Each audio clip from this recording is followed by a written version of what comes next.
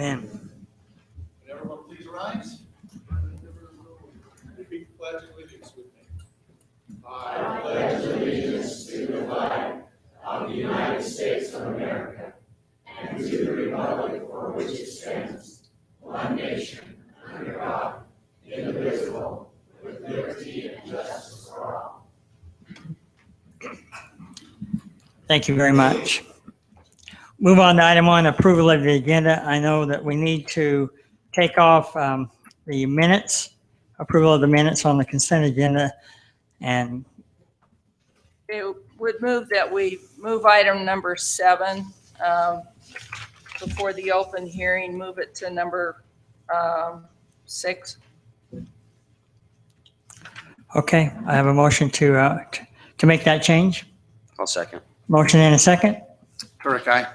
Fellows tonight. Granger, aye. Thank you. We'll make that change. I do fail to excuse Councilman Nyson and Segmiller, who are both out of town.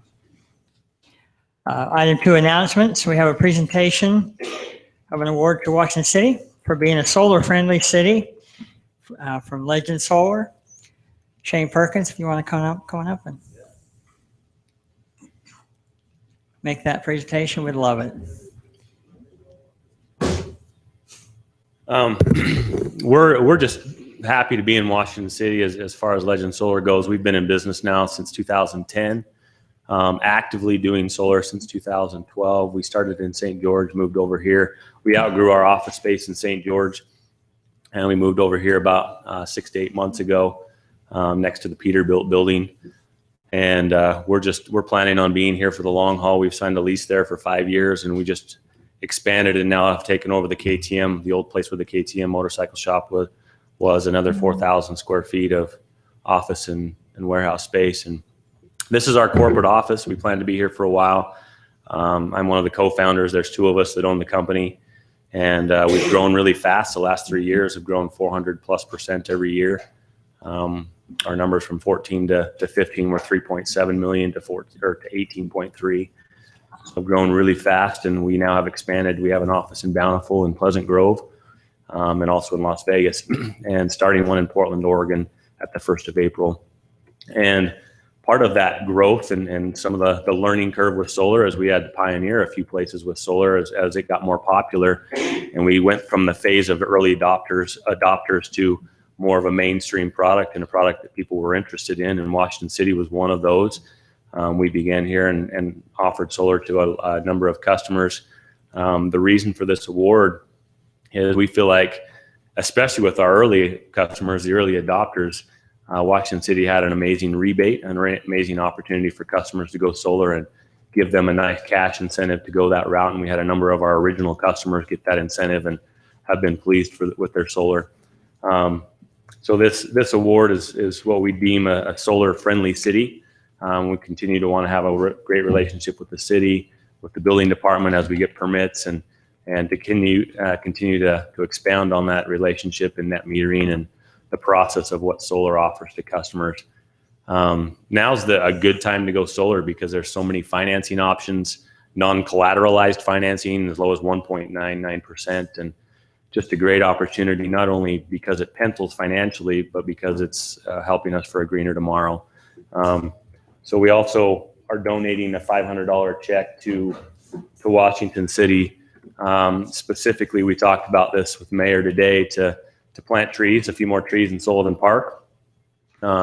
Trees are a big part of going green in the future, and solar panels are a part of that as well. And we always, when we present solar to someone, we show them how many trees a solar panel offsets or shows in production, and taking pounds of CO2 out of the environment. Versus what it would cost to burn coal for that and the environment that hazards that it causes to the environment. So if you want to present that to you, Mayor, that'd be great.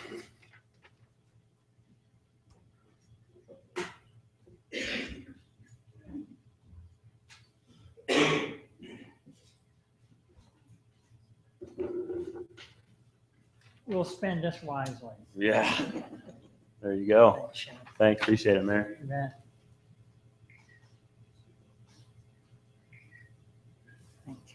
Yeah, thank you. Give him a hand.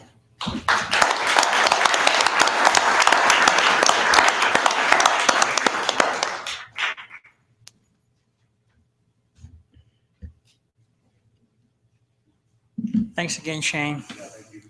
We hope you're wildly successful. Okay, we'll move on to declaration of abstentions and conflicts. Anything to declare from the council? Okay, if not, we'll move on to our consent agenda. We took off the approval of the minutes, but we need to consent on the board audit report and the alcohol license.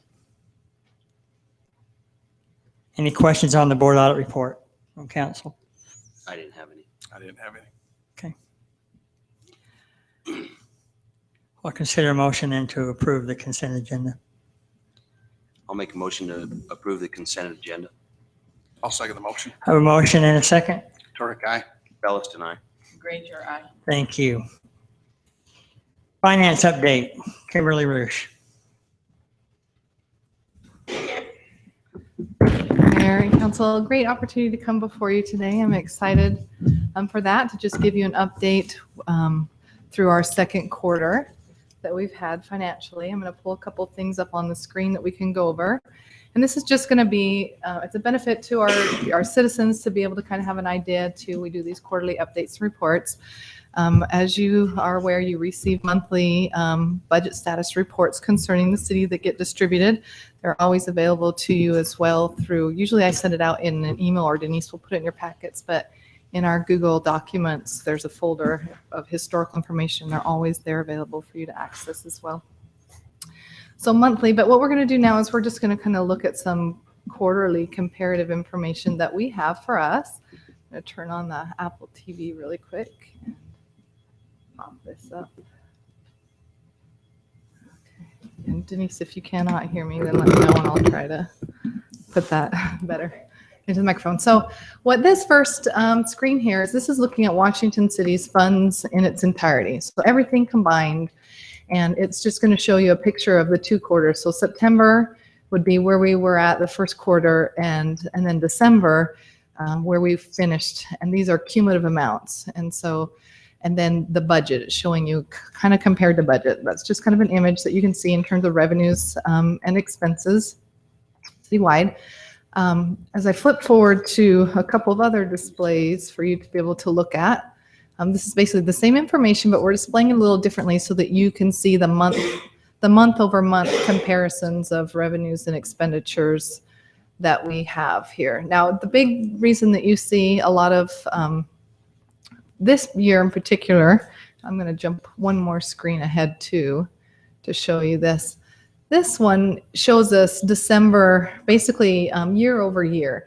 Because with Washington City and most cities, and particularly as you start to pull the general fund money in, you don't get the same amount that comes in every single month. And so sometimes when we're just looking at budget comparatives, there's times when you might say, well, shouldn't we either have spent less or received more compared to where we are at in the budget? So one thing we like to do is these year over year comparatives that help us kind of get a visual idea of how our spending is compared through the same time period compared to prior years. So with this current fiscal year, one of the key things to keep in mind in terms of our expenditures, why are our expenditures in excess of our revenues? And the main driver behind that is that we issued debt last year for the construction of the Sullivan Park as well as the police station. So those revenue proceeds came in last fiscal year, and the expense is going out this year. And so you have an inflated expense, and what happens is that we're drawing from reserves. And this is only reporting revenue that's coming in each year and expenses going out each year, but we have those bond proceeds that are in reserves that are covering the costs of these expenses. So that would be one reason there why you just happen to see maybe why you've got a little bit higher on your expenditures there.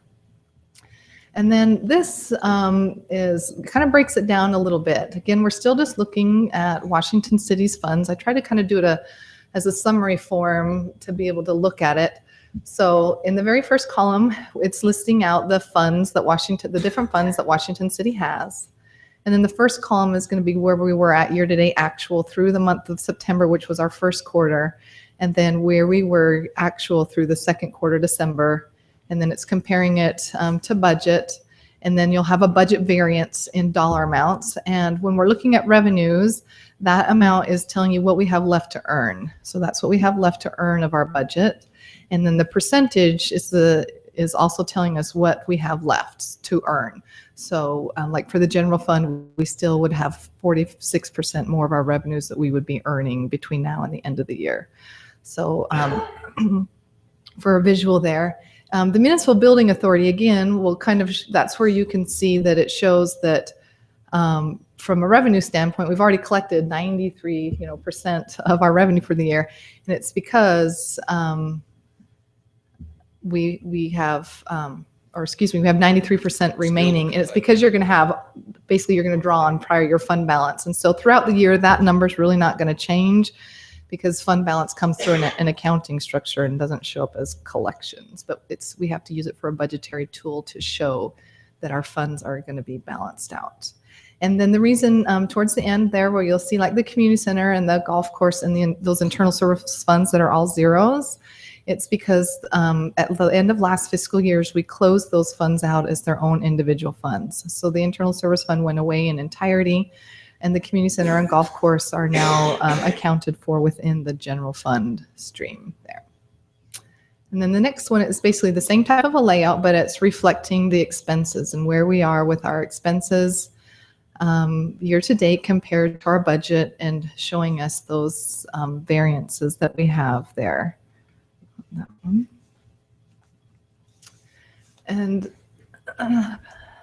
And then what I did is I moved forward and broke down, because particularly for us, one of the main things that most people are interested in is how's the general fund doing? Obviously, the general fund is mostly funded through tax dollars and things like that, and that's the fund that's used for all the services for the city, where we're covering police and fire and parks and those types of things. So I did go into a little more detail, particularly with our general fund. So this is an image showing the general fund revenues, and it's breaking it down by our revenue types that we have: taxes, charges for services, contributions, intergovernmental revenues, leases, licenses and permits, and so forth. And this is just showing a quarterly, where we were at quarterly compared to budget.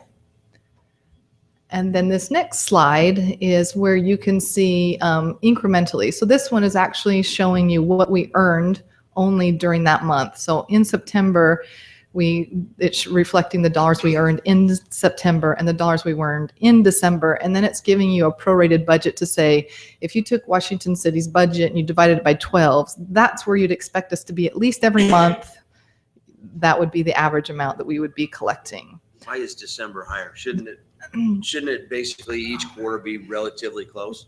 Generally, you see that, but not particularly with the general fund. And it's the reason, if you look at that the green color that's really huge that sticks out there, that's our tax collections. And for property taxes in general for Washington City as a whole, I got to think really quickly. I looked at this the other day. It makes up probably about 40% of the overall revenue that comes from the city.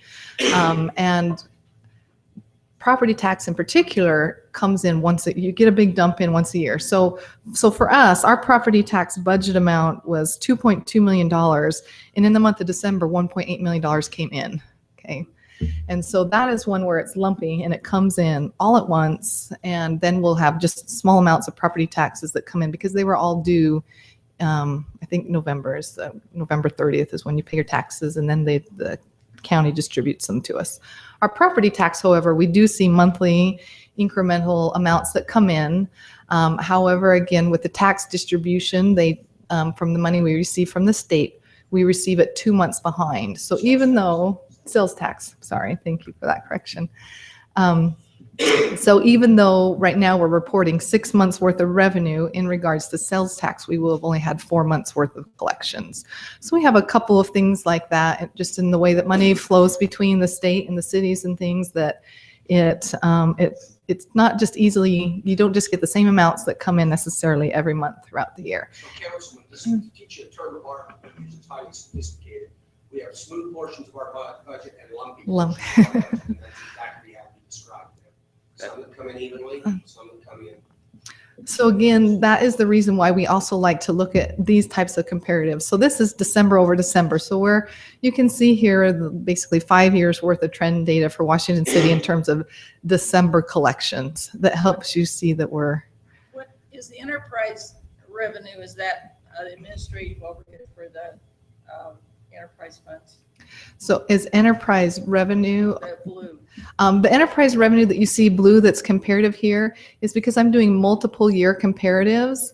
And prior to 2015, the community center or the golf course functioned as an enterprise fund. And so so you're seeing the revenue fall in there for those few years, and then it drops off because we moved it into the general fund. But to try to keep it across the board comparative through those years, I pulled the golf course in so you could see consistently for the 5 years how that would report.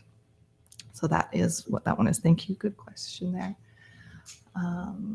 Okay. And those, I just like, the visual, it kind of helps put, when you just look at this gray chart here, it's not as, it's a lot easier to just look visually at a graph or a picture to kind of get your idea and wrap your mind around things, where sometimes when people are just looking at numbers, they're a little boring and drab. To me, they're exciting all the way around, but the visuals really help people see things a little bit clearer. So this is just now looking at basically the general fund. I pulled at the top, it'll label and it'll say golf course and community center because it was making sure I was pulling all that in through the prior year data. But this is just looking only at fiscal year 2016. It's going to report where we were first quarter, second quarter, budget, what we have left to collect in terms of revenue collections. So we have for the general fund about 46% more of our revenue to go. And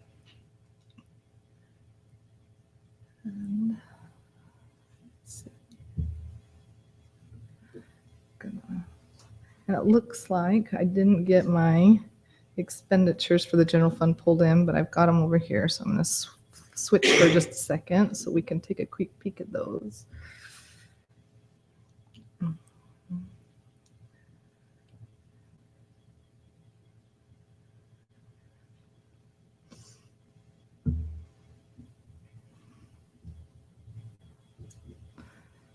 And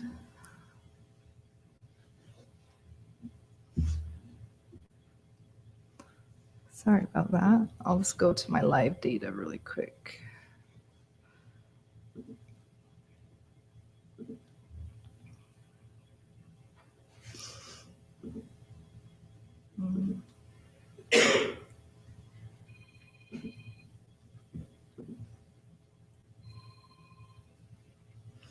So while you're doing that, this is your control panel, or this is Yes. your access This is to open.gov, but all of these reports are accessible online for so people in Washington, correct? I actually just talked to him today about being able to at least activate what we have available. So I have a bunch of different views. Some of them are for internal purposes. Some of them would be external, but our annual view would be available to the public. And again, it just is different displays and things like that of the information. We would have our current year, which is the month over month, and then the quarterly is, we look at it more quarterly. We also are reporting what's called a check register that includes all of the detailed information that comes in out of accounts payable, so that people would be able to kind of come in and look at. Online? Yes, so it will be able to be pulled up online probably by tomorrow. I asked them if they could try to get it activated for us so that if people wanted to go in and see that, I would be able to report that. But for the general public, it's Washington City UT at opengov.com, and that's where they would be able to go and look at that. And then we would run a link that would be available on our website too. But we don't have that on the current. It's not posted yet because we Current just. website. Okay. Right. And then again, like transactional data that allows you to drill down so that when we're looking at some of these reports for like our general fund expenses by type, if you wanted to be able to drill in, and you can drill in farther to see how it breaks out, wages, benefits, uniforms. What was the name of the other website? Transparency. Oh, yes, in the Utah. state, yes. So we also, and all that data, the transparency one for the state of Utah, all that information is available now. And it is available, I think I have data on there through back to 2011 fiscal year, and that is transactional data. And to be able to, what that one is displaying is all the revenue and expenditure transactions for Washington City by year, as well as employee compensation that's reported by year. And that is just utah.gov/transparency, or you can just Google Utah transparency and it'll come right up for you to be able to look at that. And that is almost every city within the state, unless you're really small. There's certain, I think probably if you're a 5th class city, you might be exempt from that. There's certain, but it has school districts information, all kinds of the state agencies, but all that information is available to the public. They can export it and look at that as well. So,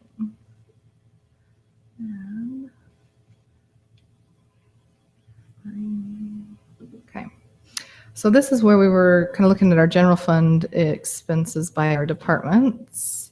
And this would be the data that I was kind of exporting out for you to be able to kind of look at. So it's going to break it out and show you by our different divisions where we were at through September, December, and see if I can scroll over to see any of those budget variances or where we're at. So the transfers, though, we've got transfers and other uses that's at 67% of the year, and transfers that are going out of the general fund, we transfer to the municipal building authority for it's basically like a lease revenue fund where we transfer lease payments over to that.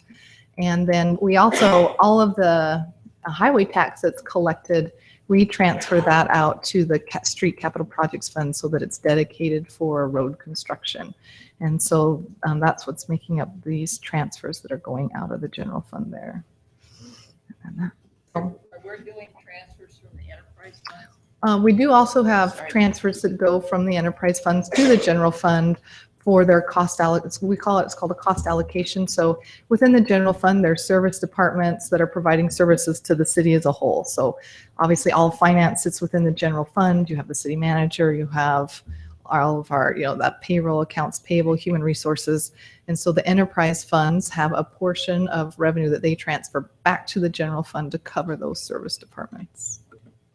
But that's the extent of the transfers from enterprise that come in. So that was basically kind of what I had for you today regarding that finance update. And if you have any questions, feel free to email me or let me know, or if there's anything you'd like to see differently that might help make things clearer for you as you're reviewing the city finances, please feel free to let me know, and don't ever hesitate to ask questions. Just whenever we have the, just let me know whenever we have the links on the website so the public can go on and go straight to our finances and budgeting. And yes, and that would be look it available up. right to you as the council at any time. You'd be able to click in and look at these dashboards. There's saved views we put together based on things that people might have more questions on than others, and so we can. They're going to put both those links up though, right? Okay, thank you. Okay. Kimberly, any concerns over forward projections or where we sitting? At We're this in pretty point, good shape. I don't. We are. Our revenues for the general fund are coming in a little stronger than initially budgeted. We're holding our expenses to budget so that we'll be able to have some additional funds to appropriate towards fund balance to kind of help build things up for the general fund, or to be able to use it for one-time purchases and things like that as we prepare budget. I will be coming forward to you the first meeting in March with a budget opening for the current fiscal year. And that will be to try and true up kind of where we are to account for the revenues that have come in so far. We got to try to have a balanced budget again. So as the revenues start to come in higher, then we're going to balance that out and pick up anything that maybe we hadn't looked at as the initial budget was prepared. Usually those are trying to think if we have anything that we weren't really accounting for. So what we did have is our interest payments that we pay for our internal loan. Those initially, that loan wasn't approved and adopted by council until mid-June, and we'd already adopted the budget for the year, so those were not part of the, the budget, so that'll get picked up in here, a few things like that. So we'll have a workshop on Tuesday night to try to go over anything, and then we'll have the public hearing for that Wednesday, and then that opening. So. Where does it look like our reserve is right now? Our reserve, well, as of the end of last fiscal year, we would have been right around just barely at our 5% minimum that we need to maintain. And part of that too is because we're, when we brought in the golf course and the community center, obviously it raises the total general fund budget, and it's a percentage of budget. And so it brings that percent down a little bit. But I do anticipate that we will have funds that we'll be putting back, and you'll be able to see some preliminary numbers with that budget opening that we do for appropriating that to fund balance or other capital projects or needs that the council might deem they want to. So.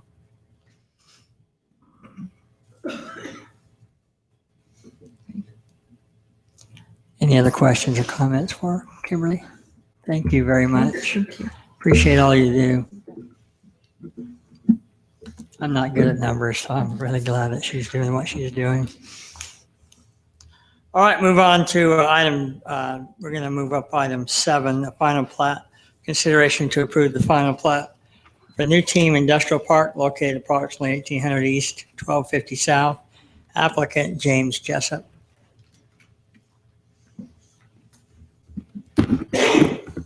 Thank you, Mayor. As stated, this is an application requesting approval of the final plat for the New Team Industrial Park subdivision.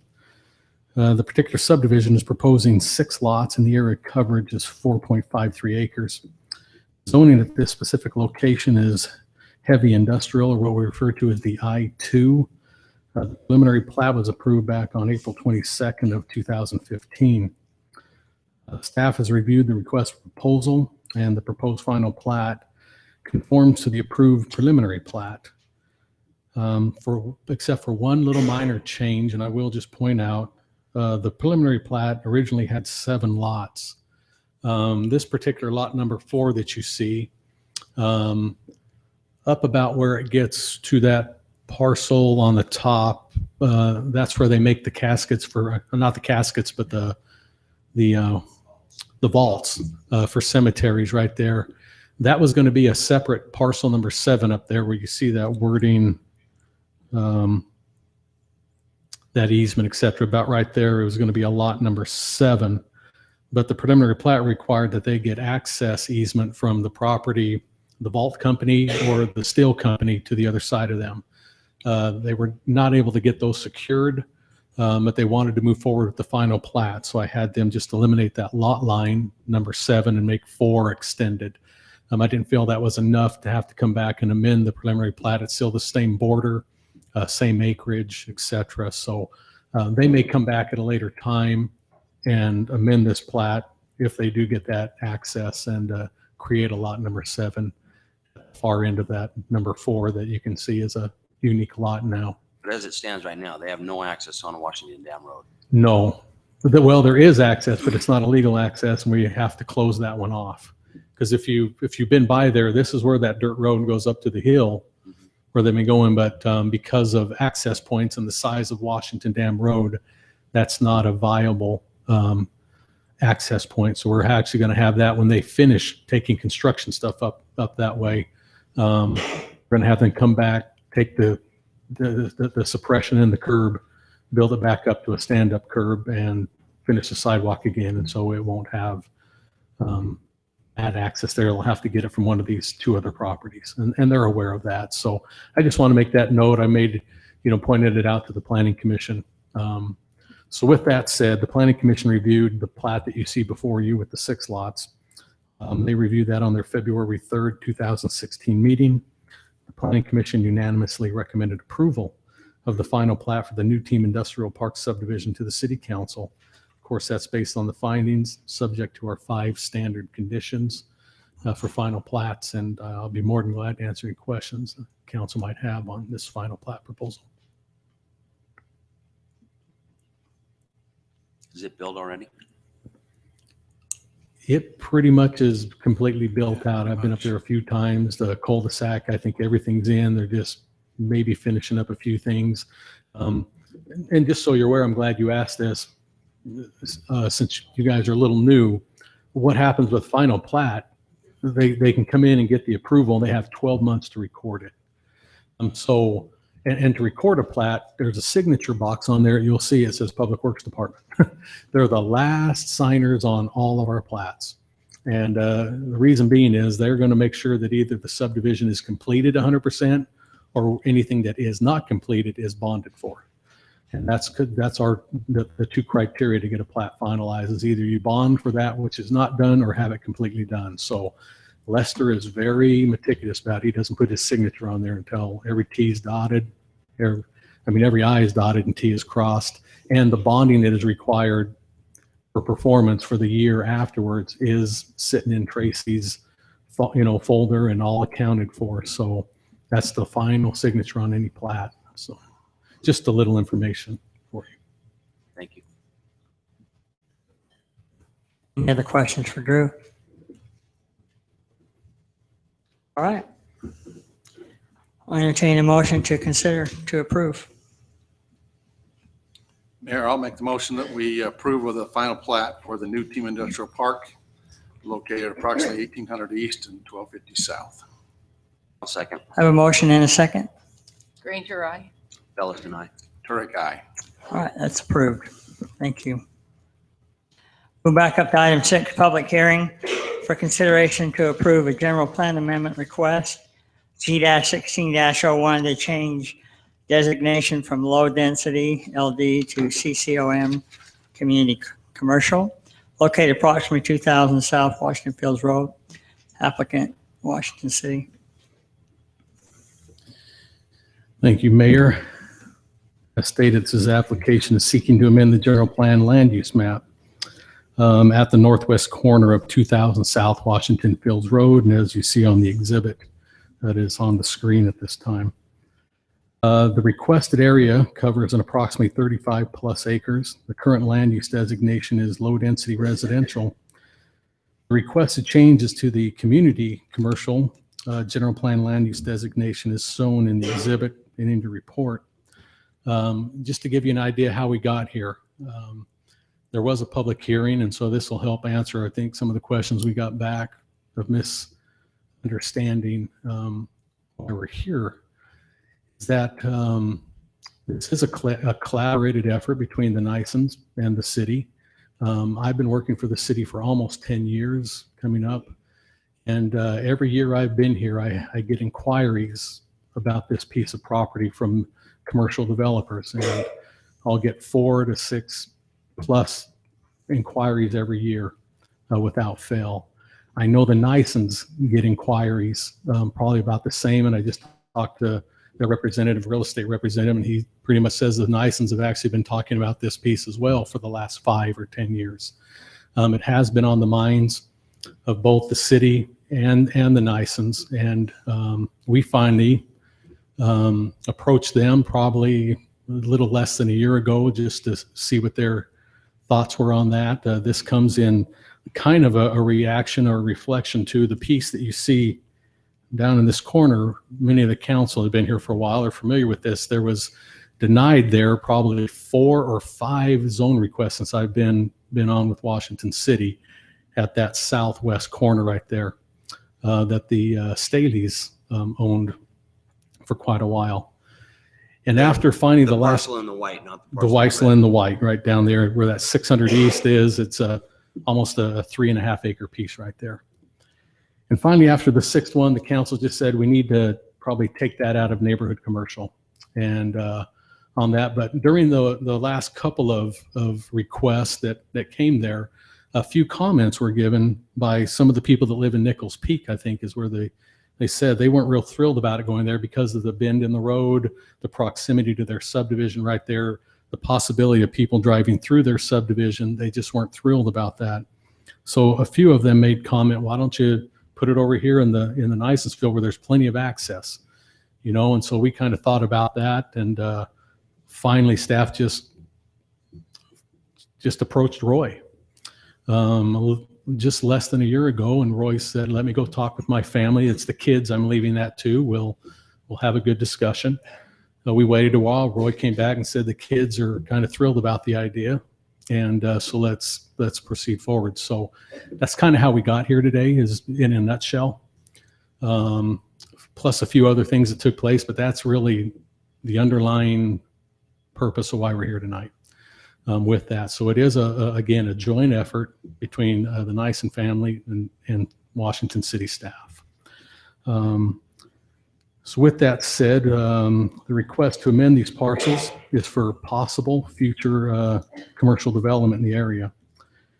Current surrounding general plan land use designations are low density residential to the south, to the east and west, also including the Civic, which is that area in pink. That's the two LDS churches on the east side of Washington Fields Road. And also there is open space to the north that you can see in the map there, which is the knoll or the peak that's right there. Staff took this again to the Planning Commission. They held a public hearing on January the 6th of 2016, a little over a month ago. The public hearing was quite lengthy and very well attended, with many of the nearby residents speaking to the planning commissioners with their thoughts and concerns. And after the closing of the public hearing and after discussion amongst themselves, the Planning Commission gave the following recommendation. The Planning Commission, by a vote of 4-1, recommended denial of G-16-01 to amend the general plan land use map of approximately 35 plus acres from low density residential to community commercial, based on the motion that, quote, it doesn't meet the character of the area, unquote. And that was passed, of course, their motion to you, the city council. Now, with that said, and after discussions with the property owner and staff, the applicants, again, the city and the Nysons, are now wishing to lessen the proposal and to a smaller area request. And the new proposal would be for, and I'll slide that down, a 10-acre area to be amended, and only again on the southwest, or that the northwest corner of the intersection right there is seen in the exhibit. Again, it is down to 10 acres, and it would just be in that area that you see the exhibit. And also, it's also changing from the community commercial to the neighborhood commercial. With that, that means that in neighborhood commercial, only administrative professional and the C1 zoning could only be the two applied for, where the original proposal of community commercial was for the C2 and the C3 zones could go in there, and they're the bigger kind of commercial uses. So I would, go ahead. So can you tell us the kind of businesses that would go in with the zoning that they've changed it to? Yeah, I was just about to get down there, and you have my report, but it's good that we put this out. The general plan description for neighborhood commercial goes as follows. It will be small commercial businesses catering primarily to users from the surrounding neighborhood areas. Buildings should be small scale to relate to surrounding residences. Uses should include convenience stores, gas stations, restaurants, professional offices, etc. There was another one in here, but you can tell how old our general plan is. It said video rentals, and there's still those around, but not like they were back in the 90s, etc. So the neighborhood commercial is often located at the intersections of neighborhoods and arterial streets to take advantage of the higher traffic volumes. Now, again, I need to point out that staff, when we looked at this, and as we look at any of these commercial areas, we want to make sure they're on streets that do fit it. We wouldn't put them on just two standard residential 50-foot streets. Staff really, I look at it and only entertain on those on more of our bigger arterial roads. Of course, Washington Fields Road is probably our second or third main road within the city when you put them down into how they're used, their length, and et cetera. And it's one of our main roads. Everybody is aware of that.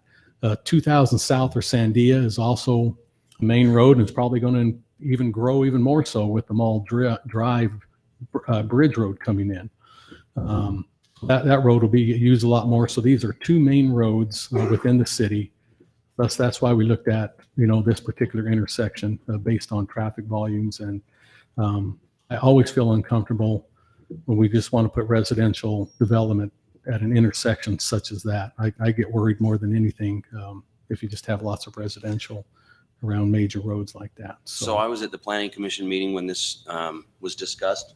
A couple of big concerns that were brought up. One was, you know, commercial next to residential, commercial in the field, period, but commercial next to residential. And the other one was the size. Obviously, you've talked about bringing it down in size from 34 acres to the 10. So. And the use of the commercial has changed from general commercial, Right. like community, down to neighborhood commercial. So I brought this up maybe a couple of times or as question. St. George, what they have about 4 different PUD zones, and that's how they for commercial that are spelled out commercial. And the reason why they do that is in neighborhood areas like this, that it helps keep control of the development within the city rather than within the developer, rather than go straight zoning. So that helps to keep that buffer. We're not showing a commercial PUD zone, but we do have, is it planned community development or is it PUD? It's a PUD we have, and we've That talked would about apply here this. because We Sienna know Hills we is- probably want to separate the two. There, we have a PUD zone, planned unit development. Within that, most of the time people use the residential side, but within that same zone, unfortunately, it's tucked in with all the residential zoning. There is a commercial side of a PUD as well that is in our zoning regulations right now. It's just that nobody's ever come for one on that. Well, So, Sienna Hills is PCD, right. and that is that, Yeah, planned what's the community difference between development. the two? Well, the difference between the two, to be a PCD, which is a planned community development, and to put that in perspective, that means you got to have a minimum of 200 acres, and then you have multiple mixed uses within a PCD, and that's why people want to go to them, because they can put their commercial areas, they can put higher density, multifamily, and they can blend it all into a beautiful package, and then they bring you how they're going to make that look. You know, they usually have design guidelines, street design guidelines, even fencing is usually brought out in a PCD. So they give you the whole thing up front, and then they're held, and that's kind of the agreement between the city and that developer. And Coral Canyon's an example. Brio is an example. Again, they have all that built in. Stuckey But there's Farms, a size requirement there between the minimum two. So 200 acres, and they do have to have multiple. Now, they don't have to have commercial, but most of them do. You know, because it does fit it well. Why not take advantage of having the whole area designed? Master planned is the term you hear a lot. And that's what a PCD is, but it's a minimum of 200 acres. Give you an idea, Coral PUD Canyon. is still a master planned. A PUD is anyway, a because planned, they're it's still just, coming in it's with less than 200 elevations. acres. And they still have to bring you elevations. They have to bring you the site plan, all the elevations. You get to see a lot more. In fact, you passed one 2 weeks ago when I was not here. It wasn't a commercial one, but the difference was they had to show their landscaping. They showed the elevations just on this 2 fourplexes the city council passed 2 weeks ago. But they had to bring in a lot more investment and show the elevations. They even brought in the samples of the stucco. I think they had the roof tiles for you to see, all that, that we can get in a PUD. With respect to the difference between residential and commercial on a PUD zone, they both have to have open space. They both have to have elevations brought in. They both have to have site plans brought in. They both have to have scrutiny by the council. It's not hey, you gave us the zoning, so now we're going to roll with it and put Right. whatever we want in it. No, they're limited. Because I know that a lot of the concern in the planning commission was if we put it at C2, we open the door for anything in C2, and we don't necessarily like that. So that's why you're saying, well, let's look at C1. Well, that still opens the door for anything in C1, where, because on this parcel, I do see some benefit to commercial, and I also see some benefit to a good master plan residential, and so I just question whether or not running, doing the whole thing in a PUD still keeps the overall control back in this body rather than in a developer's body that says, I don't care what the neighborhood says, I got the zoning. And of course, in this case, we're not talking changing the zoning from agricultural. We're talking what's it going to be in down the road and what are we forecasting Right. potentially could go in there, right? And that wouldn't be a bad thing. Now, again, you know, you could even, you know, when you come to a point, if there ever was a motion or, you know, for this or any future one, I wouldn't even mind if you say, and, you know, I'd really like to, you know, the applicant, whoever it may be, or the property owner, know we'd really love to see a commercial PUD. It will really help you with a future maybe zone change. You know, we're going to give you the general plan because we agree that this might not be a bad place for commercial, but be aware, we really want to see something when you come back for your zone change. And that would tend to let them know maybe they would want to pursue, you know, and in that, if you made that part of your minutes and stuff, I'm not saying, you know, but that would help out a lot. And I don't think most applicants would have a problem with that. I bring that up partly because, you know, one of the concerns that was brought up was, well, if we've got a commercial zone, what's our buffer? What are we going to put between the commercial zone that would help the residential side? Yeah, and on the original proposal, I could see there was no available buffer. for a buffer. It was a road. There was no buffer, So- but a commercial product that would be a good buffer would be something along the lines of a beehive home project or some type of an assisted living project. Something like that would still be residential in nature, but also Commercial fall in under nature. the commercial zoning. Yeah. Where if we have a PUD, that can be master planned in or something like that. Yeah. And I like that idea. And I've been getting more and more, you know, actually once you and I have talked about this, I think in the past, and I really like that idea to even start maybe pushing that a little bit more with developers as they come in, you know, helping them. Hey, if you go this route, it's going to help your chances because the public gets to see what it is. The council gets to see what it is. There is no, oh, we don't know what's going to come. You know, we know what it's going to look like. Well, the council ran into that into a couple of subdivisions last fall where zoning was given, but that wasn't the intent of the zoning, and control was lost, and it was in the developer's hands for the control, not in the council's hands. And I think, at least what I gathered from the council was that was a mistake on our part. Well, I mean, I don't know if it was per se a mistake. It's just, you know, with all that the people came in, and if I think it's a subdivision you're talking about down in the south corner. That was my impression. So if I worded it wrong, then. Yeah, I don't think it's just we had to let the people know that when you do a standard zone change, especially with residential, if it's an if we pass an R110, as long as their lots are 10,000 square feet and they meet all the other criteria for exiting, entering, their hands are tied. You know, so I don't want to say it was so much a mistake. They just said, you know, had to let the people know, hey, it's hard for us to do because this is what the standard zoning. No, I understand. In that case, not to rehash that one, but in that case, the zoning was given at R16 and the developer came back with all of R16, but the intent was to address some areas that might be a problem or might be an issue. The intent was not to run down that road. So the concern with any straight zoning is if a developer comes in and says, great, you gave me that C2 zone or C1 zone or whatever it is, I'm going to push this in where it really isn't a good fit in the neighborhood. And I would agree with, you know, the Fields. It's not a good fit for probably that parcel, but if we zone a PUD, then we get to determine what's a good fit down the road. We haven't given that leverage. And that's what I like about even this neighborhood commercial one. It is more specific when it talks about it. So you could always revert back to any application that comes in and says, hey, it says that you're supposed to make these kind of look like, you know, the surrounding neighborhood. I do have,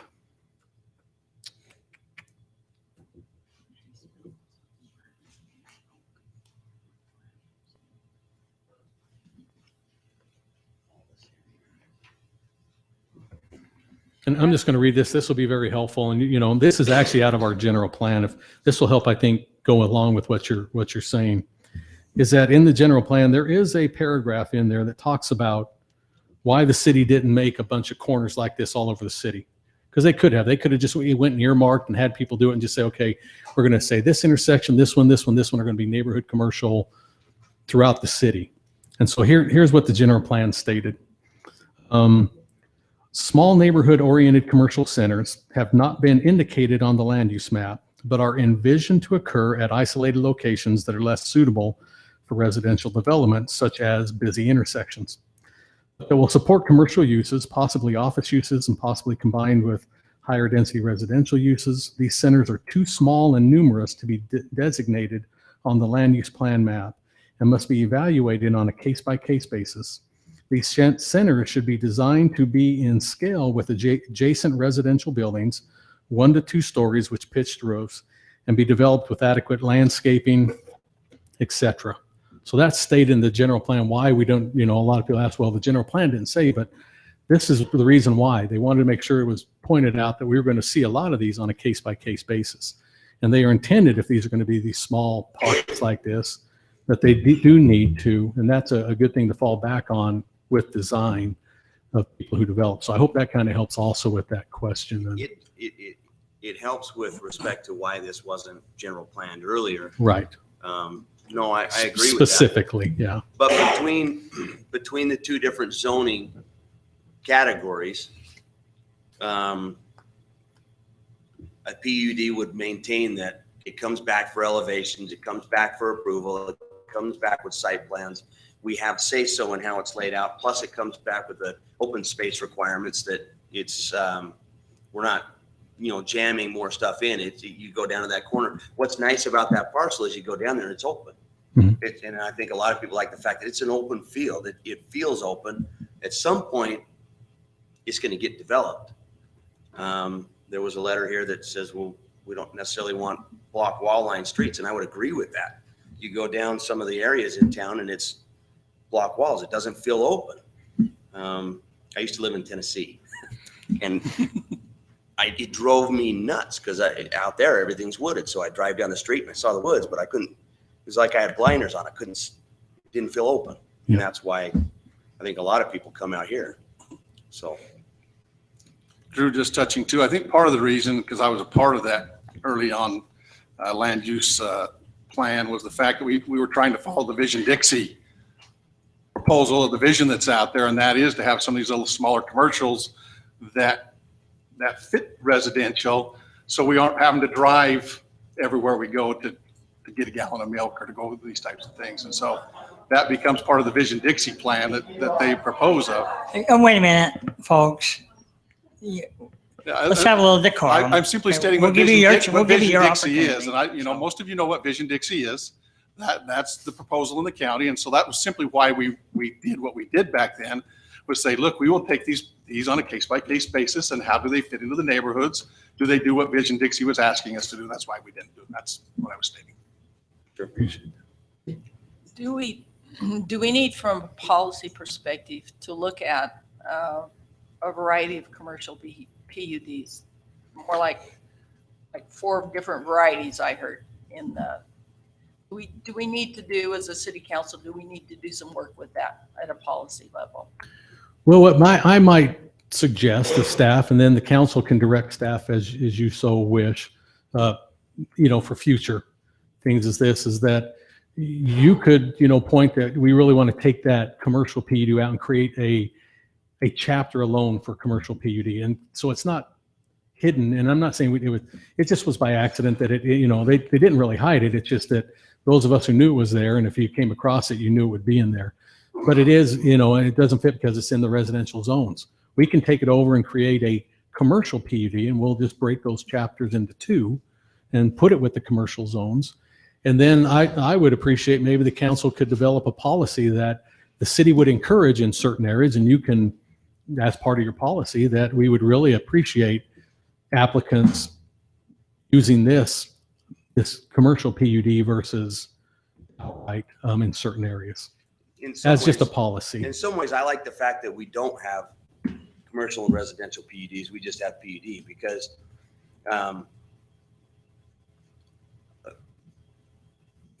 let's say we had a commercial PUD that, just as an example on this one, let's say we had it carved up in different types of PUD.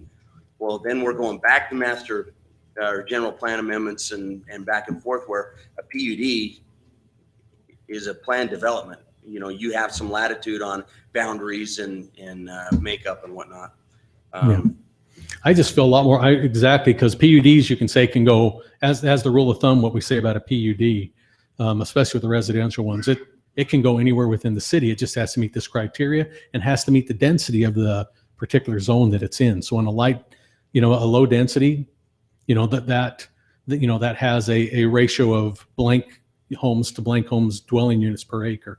And I always hold PUDs to whatever that density is in that particular area, but they have the variety and they can get a little bit of, we let them push that density maybe just a little bit because they are coming in with a PUD. Well, when the time comes to develop the property, the highest and best use may be all residential and an all residential PUD. I don't necessarily want to have to go back to square one, but if there's some commercial that would work within that, well, that can be part of the submittal. So yeah, I just have a little bit of angst I have just as your community development director with that is when it's in a residential zone and we're going to say we're going to let any PUD, commercial or residential, go anywhere in town.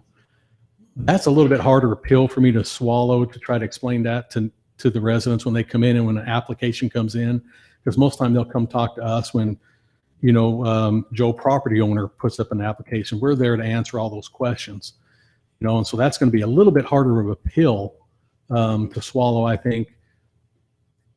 Someone coming in a residential general planned area wanting to put a commercial PD. I'd rather at least have, I don't even mind creating a new, maybe land use designation for just commercial PUDs if you wanted to. yeah, St. George has a PD AP for AP commercial, PDC for light commercial, and that's where they do beehive projects. On the end of 2450 South, right across the street where you've got the neighborhoods there that were put together, there is a small parcel there that has some office buildings, and you'd never know the difference that it's a commercial piece as opposed to a residential, because it is planned and landscaped and the buildings such. like that quote I read have to take Everything on the looks characteristic. just like it's part of the neighborhood. Yeah. So And that's really what you want to achieve in your neighborhood commercials anyway. I would agree. So, hey, Mayor, I would like to invite, the Nisons do have their, a representative here, Jason with NAI, and just want to give him a few minutes for you. Evening, Council. My name is Jason Griffith, and I represent the Nison family. I'm a commercial real estate agent with NAI Utah South. The Nison family would like to develop this parcel or part of it as commercial. In my professional opinion, if there's any commercial development along Washington Fields Road between Telegraph and Staley Farm, this makes the most logical sense. High traffic, signalized corner. We do believe, the Nisons believe that commercial development can be developed in a way that's both pleasing and beneficial to the Washington Fields residents. Thank you. Thank you, Jason. You done, Drew? Any questions for Jason? No, thanks. All right, this is a public hearing. Tonight, we are just going to have a public hearing. We're not going to make a decision on this. Tonight, we will close the public hearing for 2 weeks and allow you to continue to have dialogue with your city council members if you choose to. It's before I open, I'd just like to make a comment. When I lived in Washington, there was no houses in the fields. There was the Everetts. So I have mixed feelings about the fields. But I think we also need to understand and realize that's a wonderful place to live and to raise a family. I also am not naive enough to believe that there's not going to be some commercial down in the Washington Fields. And also, we have a constitutional right as property owners to, if something fits, to build. There's several large property owners right now that I've talked to, and they talk to them on a regular basis, and probably not in their lifetime, but in their kids' lifetime, your fields are going to be changed.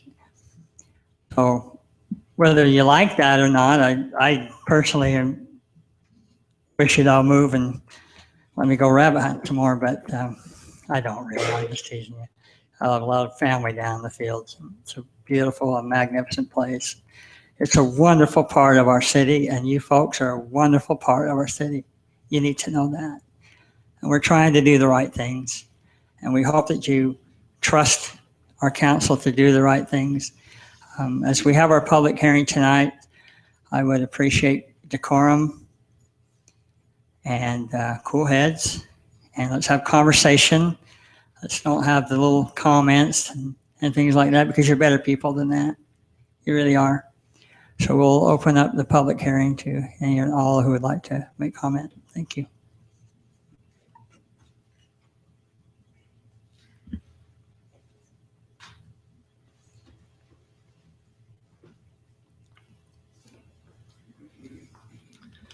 My name's Lenny Jones. I wore this shirt so you can see me in the congregation. I thought you were going hunting afterwards. Yeah, there you go. I live in the Nichols Peak subdivision, lived there for 24 years. There's one portion I want to disagree with the comment that was made and just making the statement. I've been to the hearings, all the hearings on the piece of property, the commercial piece that was proposed before to the side, and there are not any people that live in Nichols Peak that I'm aware of that ever stated that just move it across the street, because obviously we don't want that in our backyard. And the reason that a lot of people are here, whether it's in the Nichols Peak subdivision or across the road, the Washington Field Road, Washington Field Road, is because of the opposition, the concern. I think the greatest concern there is out of everything are the disturbance of the way of life, that being crime, that being lights late at night, tall lights that are shining in people's backyards. My home actually backs the Sandia or the 2000 South.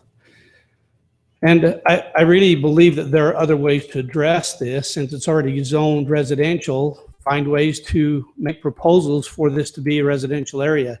I think there can be other commercial areas found and utilized that would better fit this. My concern is this: if indeed this does end up going to commercial, where's the access going to be to that piece of commercial? Well, it's more than likely not going to be on Washington Field Road, because they've even closed accesses to other pieces of property on that road. So it's going to be on Sandia across the street from my house. And so my concern is the traffic is just going to be horrendous. It's already horrible right now. If I had my way, I'd build a 40-foot wall, but obviously that's not feasible, or would be a little ridiculous. Could be the Jones bomb shelter, I guess. Nonetheless, I think there are other ways to address this. I appreciated the comments that you'd made of possible control. I think the biggest fear that a lot of the people have from Washington, or from the Nichols Peak subdivision, are that the type of businesses that are going to go in there are going to be more like convenience stores and things where it's going to increase the crime. Anytime you're purchasing something or there's goods for sale, it's going to increase the crime. Where are they going to run? Well, they're going to run and hide right there. That's the closest place, those two subdivisions. So anyway, I would ask that you really look seriously about this and see if there's other options that are available. If there are possibilities of putting a piece of property or finding a piece that's commercial that someone's wanting to go commercial, and then allowing people to build around that instead of putting it right there where people are. Another concern I have, and maybe it's the way the city works, it feels like with this piece of property, when it was presented to the Planning Commission, that the city was in their own way hustling the Nisons to get them to do this. They sought them out. They said, wouldn't this be a good idea? That's the way it came across to the people. And so that kind of concerns me that they're looking at it in that way. But I would dare say, even if you took a door-to-door survey from the subdivision Canterwood, used to be Canterwood, that subdivision, the Heritage Fields, I think it's Heritage Fields on the other side of the knoll, and Nichols Peak, and then across the street. If you just took a door-to-door survey, I think you'd see that the majority say, nah, I don't think so. Another concern I have with making that commercial is the option of a conditional use permit that can come in to change that. Hence the PUD that you mentioned will help the control, but it just concerns us, the safety that's there and knowing that what's got to happen. So thank you. Thanks, Laney. Great point.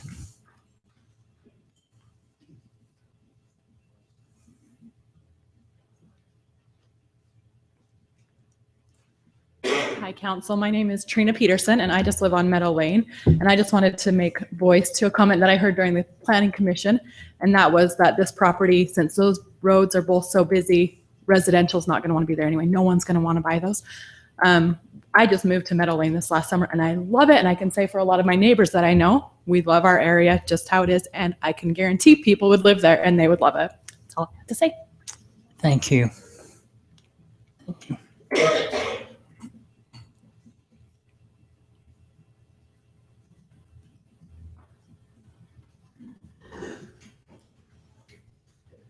So my name's Brian Musso. I'm a certified general appraiser. I'm a partner with Morley and McConkey.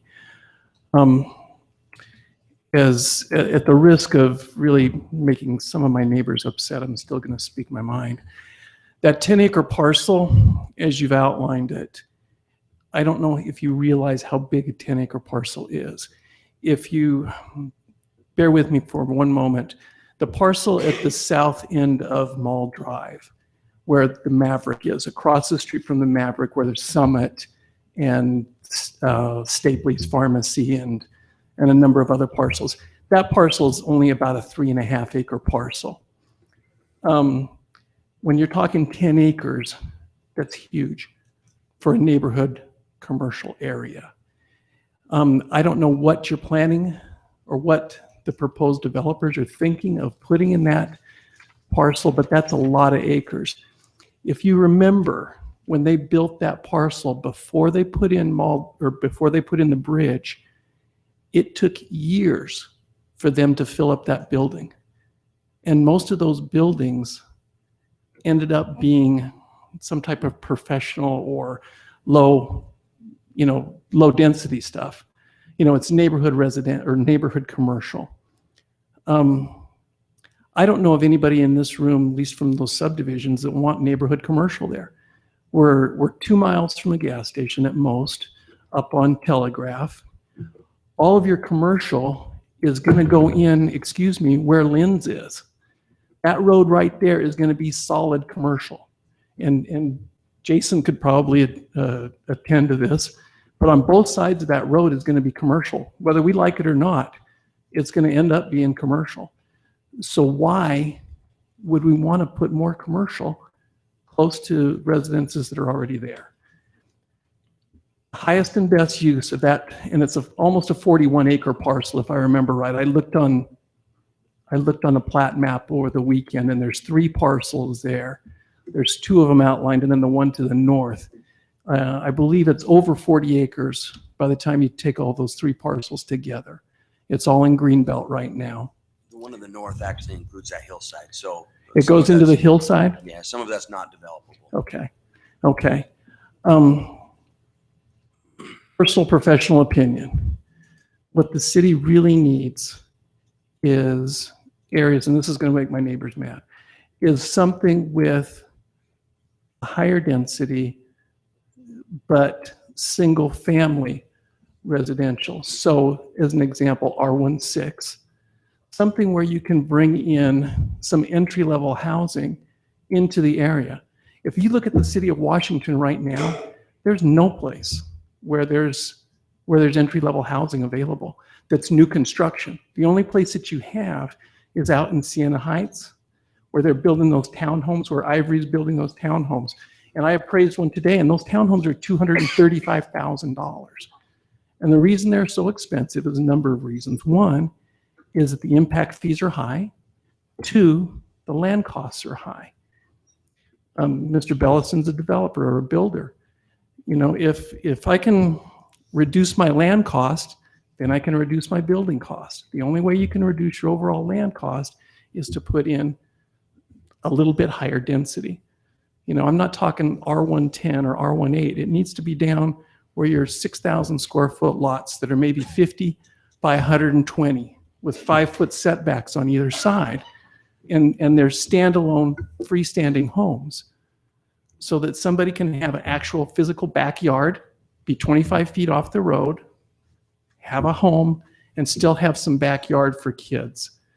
We have enough of the stuff that's Ivory's building, the townhomes. Nobody wants to live in a townhome.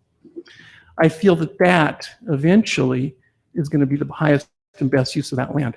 If you put commercial the way it's designed right there, what are you going to put around it? Seriously, a 10-acre parcel that's all commercial, what are you going to put around it in those other 25 or 30 acres? Then you're going to say, well, we're going to put an apartment complex like Lava Point at the end of Mall Drive. Well, you think we're upset now? Wait until you decide to start putting in apartments, because that completely changes the nature of the fields. So I think we really need to examine this and what the overall best thing for the community is. Entry-level housing is what drives all housing. But I don't think entry-level housing done correctly is a good thing. Entry-level housing that's townhomes and stuff like that doesn't serve a purpose, in all honesty. So I think if this is going to be developed, that's where the developer should go with it. I'm a little concerned that I know projects have already been started on this, that there's already been work done. What's been started on it? Because I'm not aware of anything. Not physical. Okay. Okay, not physical work. Right now, I'm unaware of I any know. zone change to do in I any know. projects or any sales. I know. Okay. I know. But like I said, personal professional opinion, highest and best use of that land for the city's sake and for everybody else's sake would be to leave it as residential, but possibly go to an R16 where there's still single family homes, something starter level homes. The piece south of that we've already talked about tonight, that's the type of land, that 3-acre parcel that was previously discussed. That's the perfect example for townhomes.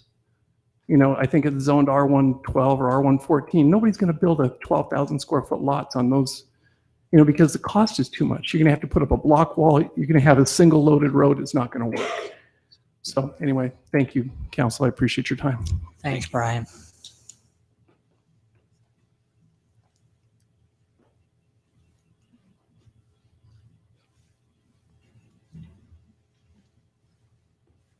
Council, my name is Don Trotter, and one of the things that I heard tonight, the changing of that piece of property into the C1, if I'm not mistaken, whoever he is, said that the first thing he said was it could be a gas station. And the parcel across the street that we've talked about before, that's on the south side of that, the developer that wanted to go in there, first thing he wanted to do is put in a gas station. There's not a person in this room, and I'm a little bit embarrassed because of the attendance tonight, but I believe that a lot of the people who were here a month ago are not here tonight because they thought they won, and they don't understand the government, that it had to go from that committee to this committee, and that you guys are going to make the decision. And I think that's the reason that the room is not packed. But at any rate, had they understood that, you would not find one person in this room or any place else that wants to put a gas station there. And if the new designation of the C1 commercial allows a gas station to go in there, that's absolutely wrong. That is going to do nothing but destroy property values. And I don't, a month ago, they said that they had an acronym for it, but it meant that nobody wants it in our backyard. We understand that, but I don't want it in your backyard either. I don't want it in my backyard. This is just not the right thing to do. Brian, he brought up a point that, yeah, perhaps we wouldn't like that either, but that's certainly better than putting in commercial here. As the other gentleman said, really and truly down by the new bridge and everything, that's going to be totally commercial. What does that piece of property have that this property does not have? Size. You cannot put enough commercial there to make Washington City wealthy. You can't do it.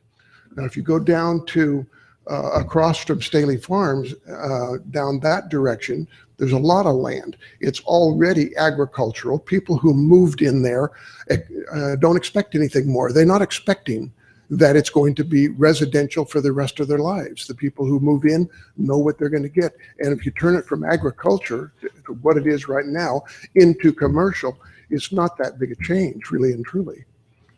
And perhaps the whole Staley farm, make that commercial. So when they want to sell, it goes that way, all the way down to the freeway and down into the airport. All of that property around the airport, I believe, is already commercial, is it not? So we really don't care. As residents of this community, we don't care if we have to run 15 minutes down the road to the airport to get gas or groceries. It doesn't make any difference. This piece of our property, when we bought our homes, this was not commercial. We never expected to be commercial, and we bought our homes on that basis. And for you to turn around and put commercial into it when everybody in the neighborhood doesn't want it, it's just not fair. It's just not fair. I don't know what the what the differential is from making that commercial and getting sales tax and making it residential and getting property tax. There may be an advantage one way or the other, but it certainly is not going to make Washington City rich, whatever the differential is. Well, I can tell you, I'm not looking at the numbers of how much Washington City is going to benefit financially from whatever we do. What else? What other reason would there be? Nobody wants commercial. Nobody Well, I wants. can tell you, I've had people tell me that they want something. Now, everybody in this room probably doesn't. And I'm not here to argue with you, but there are people that do want to see something in the area. So Just something. some commercial. But what kind of commercial are they talking about? Until we have an application, until we have somebody But want to put something in. that's the problem. There, you probably are right. You could probably go to every single house in there and make a list of what they would like to see, and I'm sure you would probably find somebody who wants a porn shop. That's probably true. You would find one person.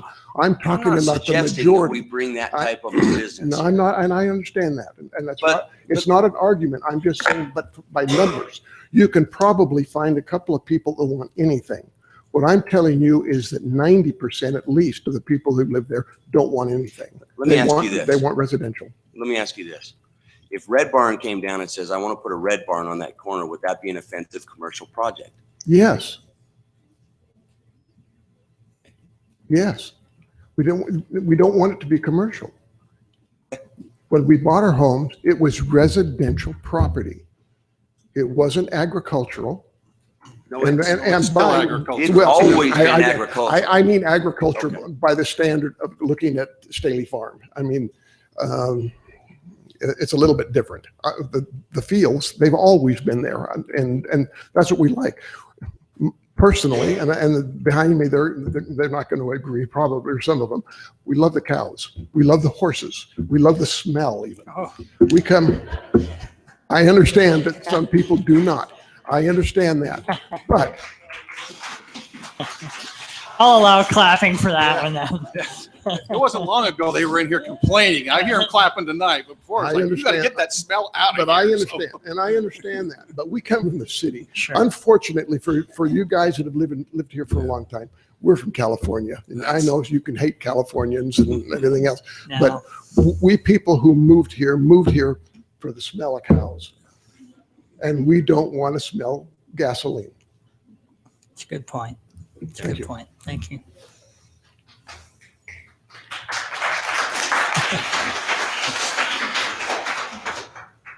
Hi, I'm Diane Ray.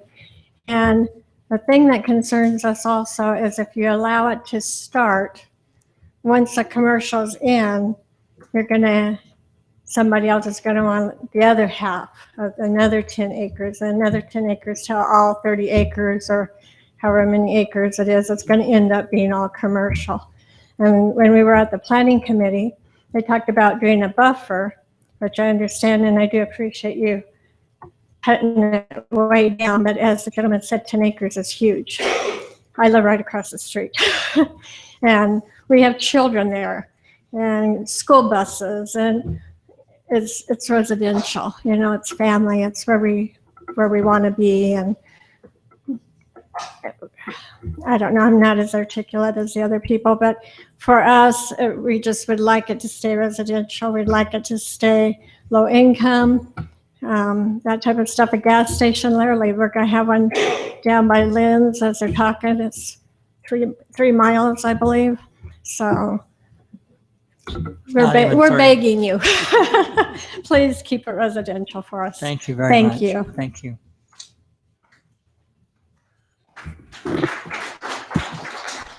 My name is Ryan Robinson. I live just east of the project, the proposal. I think the dialogue's been good.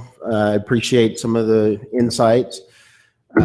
One of my fears, though, is that a little bit of the maybe misperception of what you're hearing, such as they didn't like the proposal for 40 acres, so let's retool it to 10. And that tonight you might hear, they don't like the proposal of 10, so maybe let's retool it to 5 and bring it back. What you really should be hearing is they don't like the proposal for commercial, period. It's not the size of the project that's being objected. It's the fact that offensive property, commercial property, it's not the nature of the commercial that's offensive. It's the fact that it's commercial. Anything there being commercial detracts from what has become the fields. And I made the point at the Planning Commission. Well, and I guess let me back up first. Roger pointed out that the reason why we're talking about this parcel here, and he gave a little bit of background, which was good, but referring to Ralph Staley's parcel across the street was on the master plan for commercial. How did that show up initially as commercial on the master plan, as being so small and minute? How did it originally get there? Was it conceived as a really good idea to put commercial on that? Or was it something else? I think that was before my time. Yeah, I from the discussion, as I recall, most of that was looking at wider roads and intersections and saying, where would neighborhood commercial possibly fit in those types of things? I actually wasn't a part of we actually had a committee that was part of that. I was not a part of that committee, so I don't know all the discussion that went into it. But it was when they were trying to master plan somewhat of the field, especially as the airport was being discussed, and saying, okay, how do we master plan what's going to happen? I'm sure. Well, I'm sure there was that, but so that was I'm why it probably conceiving was- that small little parcel being on such a small scale was not really a master plan project. Well, the 3 acres across the street That's what we're is referring general. to. Well, that's general planned C2 commercial, or was. It's Was. now back to the other. It was. But that's my But- question. But How did also it get there?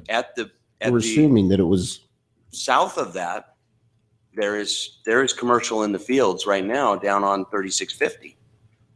Master plan. Sure, Now, sure. it's not zoned that way yet. But at Sure. some Well, so point- my point just being, I'm not sure that if we can't all recall, maybe we should look up those minutes. Why did that parcel originally? We're basing the premise for our conversation about this parcel tonight because across the street was a master plan. And honestly, that's such a small little spot. What was the argument for it? What's the history on Costco and Lynn's? Did those properties used to be within the city of Washington? No. Never? Not within city limits, no. I've heard No. different. Your answer is no. Okay, never? Never. That power line, that's Washington boundary. Okay, I was curious about that because I'd heard, but Let me just rumor, that's why I wanted to ask. Let me quickly address 2 of those issues. Not all cities boundary together. You have county Sure. land that sits in. We actually still have county land that sits between where the Lynn's is and where the Washington City proper line is. Now, as part of that plan, there's another plan that goes over the top of it called an annexation policy plan that is a city's concept of where they'll grow. And those historically, well, they still are, were allowed to overlap. It was always intended that those lands, at least on 3,000, east of 3,000 would be Washington City's land. And as a matter of fact, Washington City served the LDS Stake Center out there, their utilities, while they were still in county, under the county jurisdiction. They hadn't been annexed. Because of the overlap, the landowner chose to go to St. George City And they had the right to do that. And St. George, Washington disputed it. Sure. Washington lost in the boundary commission level. And so those were allowed to go over. Now, since then, we've cleaned up our, with both cities, and it required the cooperation of both cities. We cleaned up those annexation policy plan lands, but those lands were always county. They were never part of Washington City nor St. George until they were annexed into St. George. Now, with regard to the general plan, how the general plan functions is the general plan, when it was developed, this one was developed in 2006, goes through, it's about a year process, and it's extensively involves public input. That's why it takes so long. So we have open houses, we have charrettes, we have surveys, and then from that, we have a number of public hearings in which the public comes in and says, certainly we never have them come in and say we like every bit of it, every place. But for the most part, they come in and say, okay, we can reasonably accept that. That piece that you're referring to has been there since 2006, having gone through all those public hearings and other things. I don't think anybody contemplated at that time the use or what it would be, but at least it wasn't designated at that time for its first original appearance on the master plan as commercial. It was there before. Yeah, it was general planned, I believe, as when we had a neighborhood commercial. Drew, correct me if I'm wrong. It was designated at that time. So again, it made a change on the master plan at that time in 2006. Yes, when that was done. So we didn't have an intended use, but people kind of looked at it and said, okay, in our effort under the definition, this is how I recollect it, under our definition of the plan of neighborhood commercial. Now, again, the reason you have all these land use steps is you determine the practicality of things.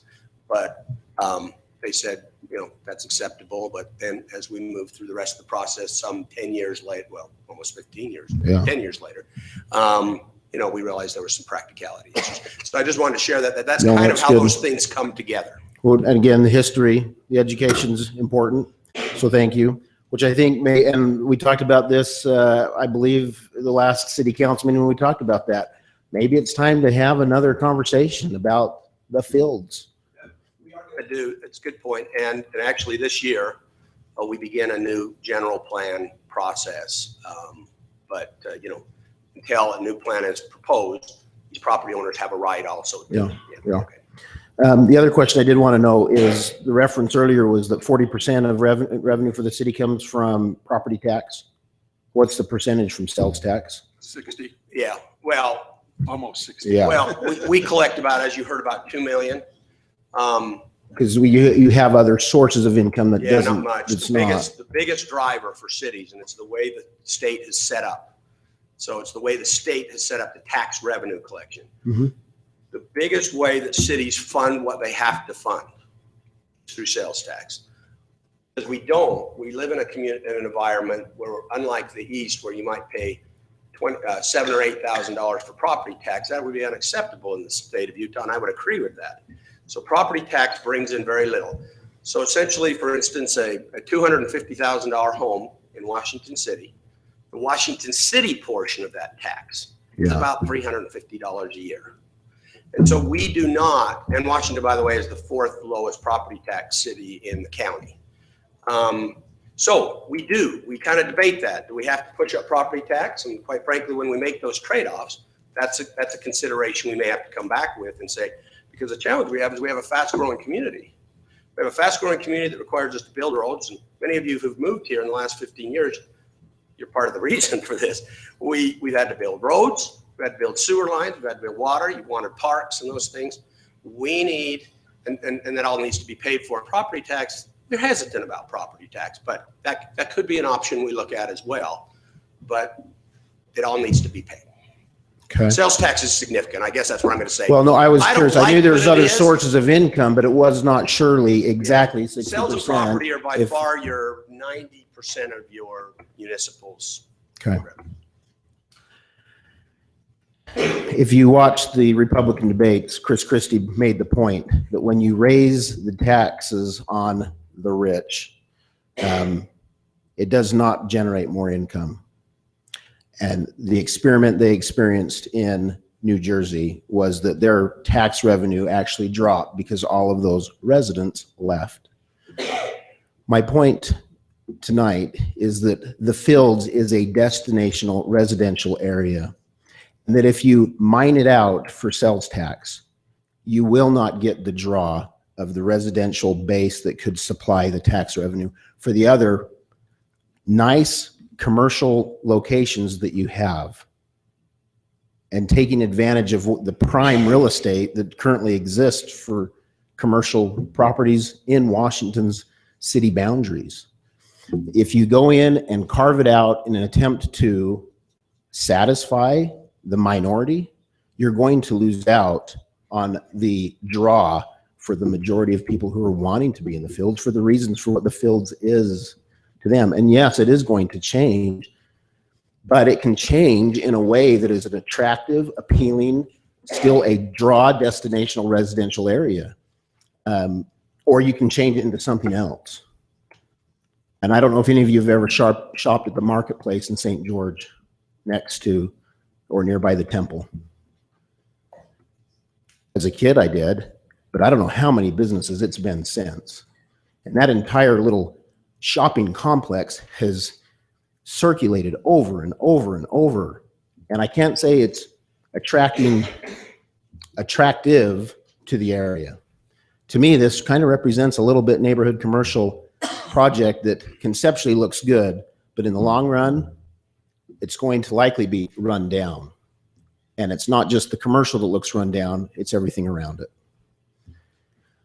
So back to the idea that maybe it's time to revisit the master plan in the idea of this PUD conversation to say, what do we want the fields really to be? The fields has created this, its own name, in a sense, destinational residential area. What do we want that to look like? Can we make it more appealing for what it really is and what really draws people in there? Or can we try to manipulate it in a way that it becomes something different? Because if it gets manipulated in a different way, then it loses the draw that it currently is. If we master plan for it now, the fields can be this incredible destinational place that draws residents as on a continual generation, decade after decade location. And that's, I think, what you really need to look at. Brian.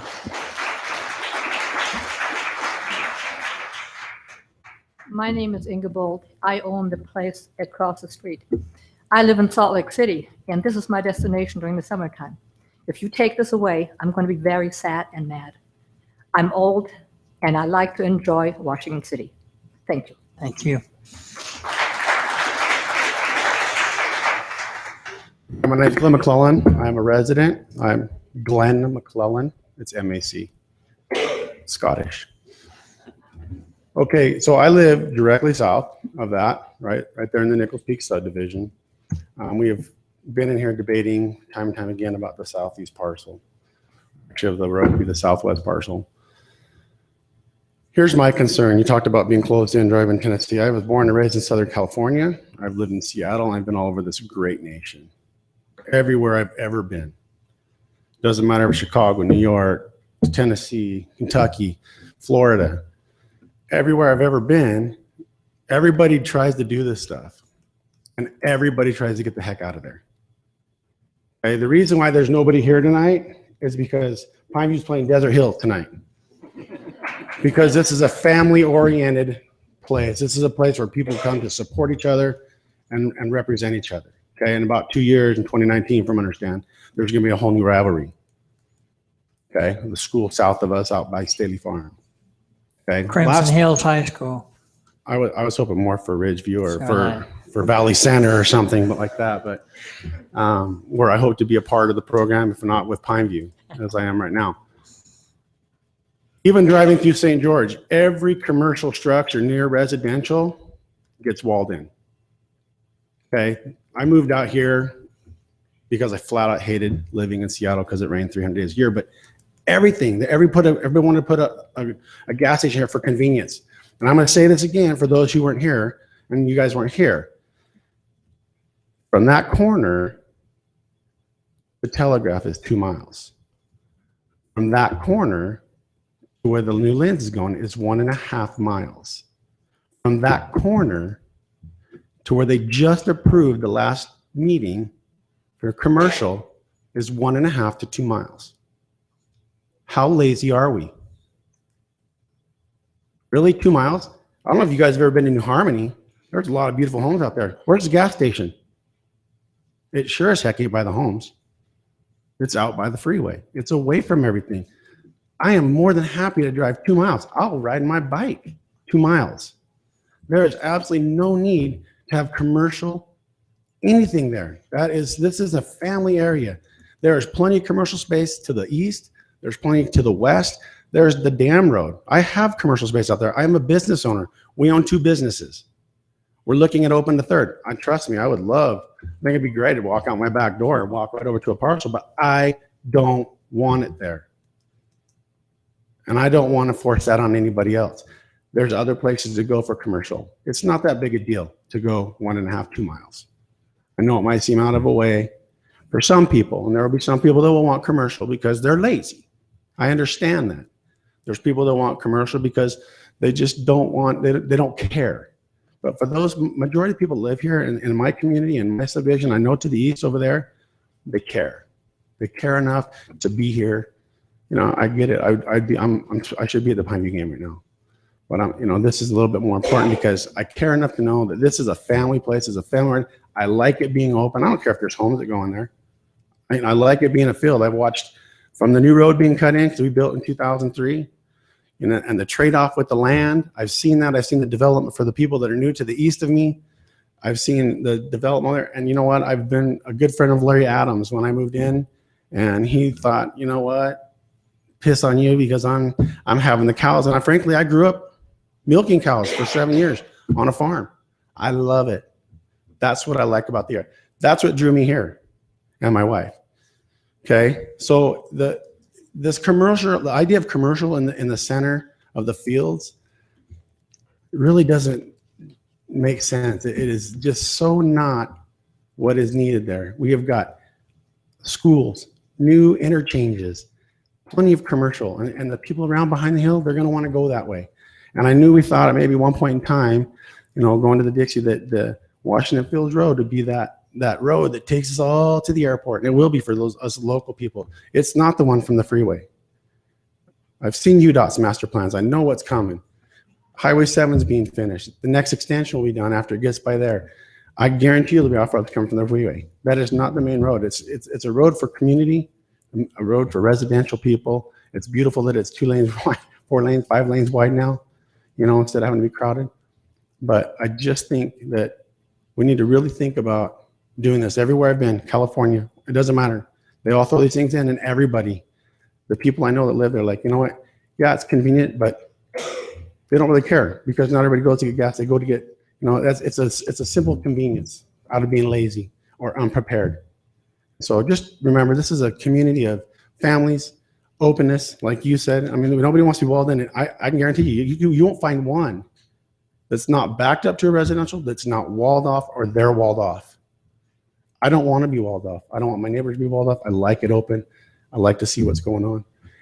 Not only that, everywhere I have been in all these places, the crime rate has gotten worse. Okay? We don't need any more crime in Washington City. I know we already got our problems. Okay? And I don't know, you guys were here last time, but the officer came and spoke. The crime rate, every single day, multiple times a day, they are called to Walmart, Kohl's. I sat in court with my son today for 2 hours for petty theft that they deal with every day. He says, we hardly sometimes get called out to the fields once a week. Keep it that way. Let's keep it safe for our families. Appreciate it. Thanks, Glenn.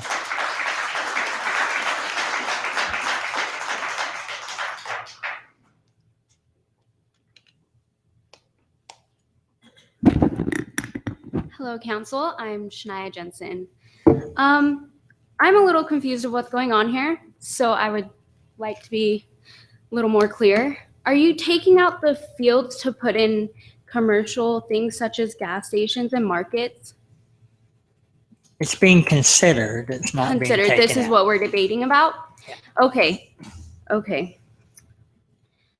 you Actually, what the general plan does is say when that field doesn't want to be a field anymore, what does it become?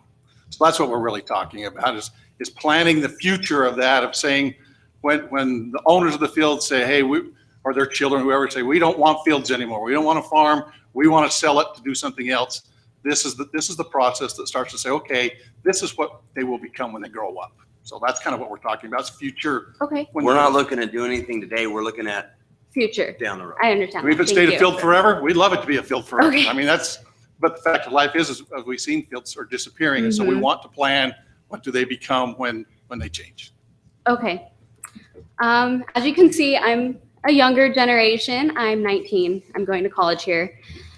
When you drive through a town, what do you notice?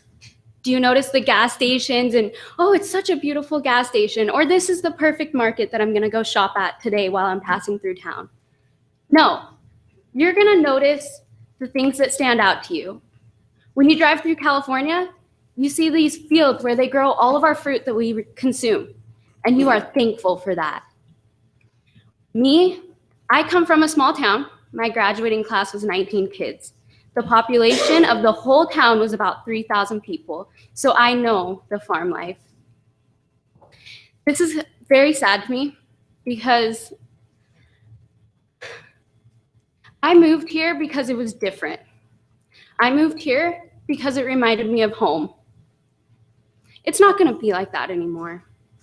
I want to be somewhere where it's different, where it's family oriented, not apartment and noisy. When I go home, it's quiet and you can see the stars. That pulls me in. That pulls my generation in because it's different. That's what we like. And I understand that we need to have instant income. That's the short term, instant income. Long term, bigger population, you will get income. Maybe not instantaneously, but you will get income. I love it here, and I think these people do too. They chose to live in this area because they could. They didn't see it as, oh, I have to live by a farm. You can live in the city anywhere else. Anywhere else. They chose it because it's quiet. Am I wrong? So I just hope that I can speak for these people as well as my future generation, because I don't want to leave. I don't want to have to go back home because that is the only place that's different, when we could make that change right now, when we can keep it this way right now. Thank you. Thank you. That's why I've lived here for my whole life. That's why I bought an acre, so you guys can't live around me. That's why I live in Old Town, Washington, where I can irrigate. But no cows. No, well, I know I have a cow. It's all right. Chickens, irrigation ditch. That was the fields for me. Anybody else? Come on up.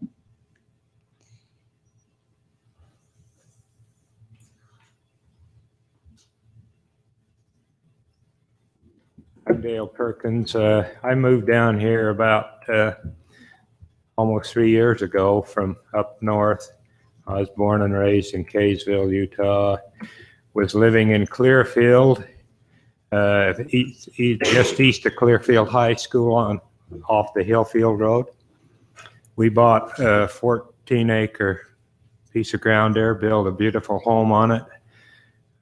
Not too long after, they've come and put a bunch of apartments on the west side of us. The first year wasn't bad, but from then on, it wasn't safe for my daughters to go up the road to go to school or anything. I mean, the people just, a commercial property like that just kills a residential.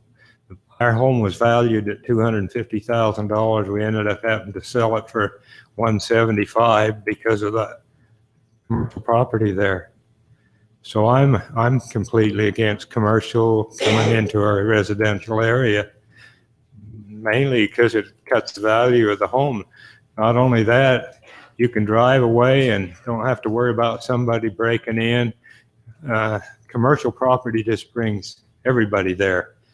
And I just don't think it's good for us people that are living in residential area to bring commercial in. And like everybody says, there's plenty of area south of us that's not developed yet that work perfect. I wouldn't object to it at all. But where people have already spent a lot of money to have a nice home, and the two churches there, you can think what commercial wouldn't be good for those two churches. It wouldn't be good. I love living here. I've been coming down here for the last 9 years, participating in the Huntsman Senior Games, and it's great. I love it here, and I just like to try to encourage you to consider us where we've gone to that expense and everything. Just give us a consideration on it. I know you guys, I've been on the city council too, and so I know how it works, but I sure hope and pray that you'll think about it really hard before you make a change. Thanks, Thank you. Mr. Perkins.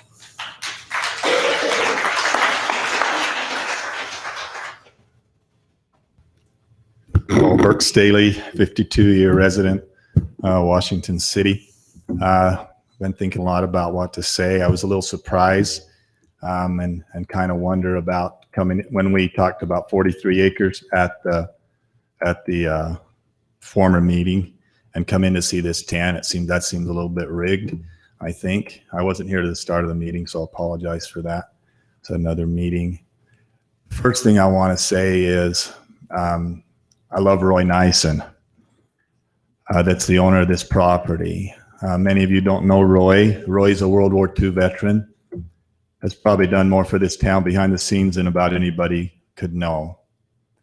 And so I want you to know that when we speak like this, it's just because we're Washington guys, right? It's a wonderful American right. And so I don't want to hurt Roy. And I also believe in landowner rights.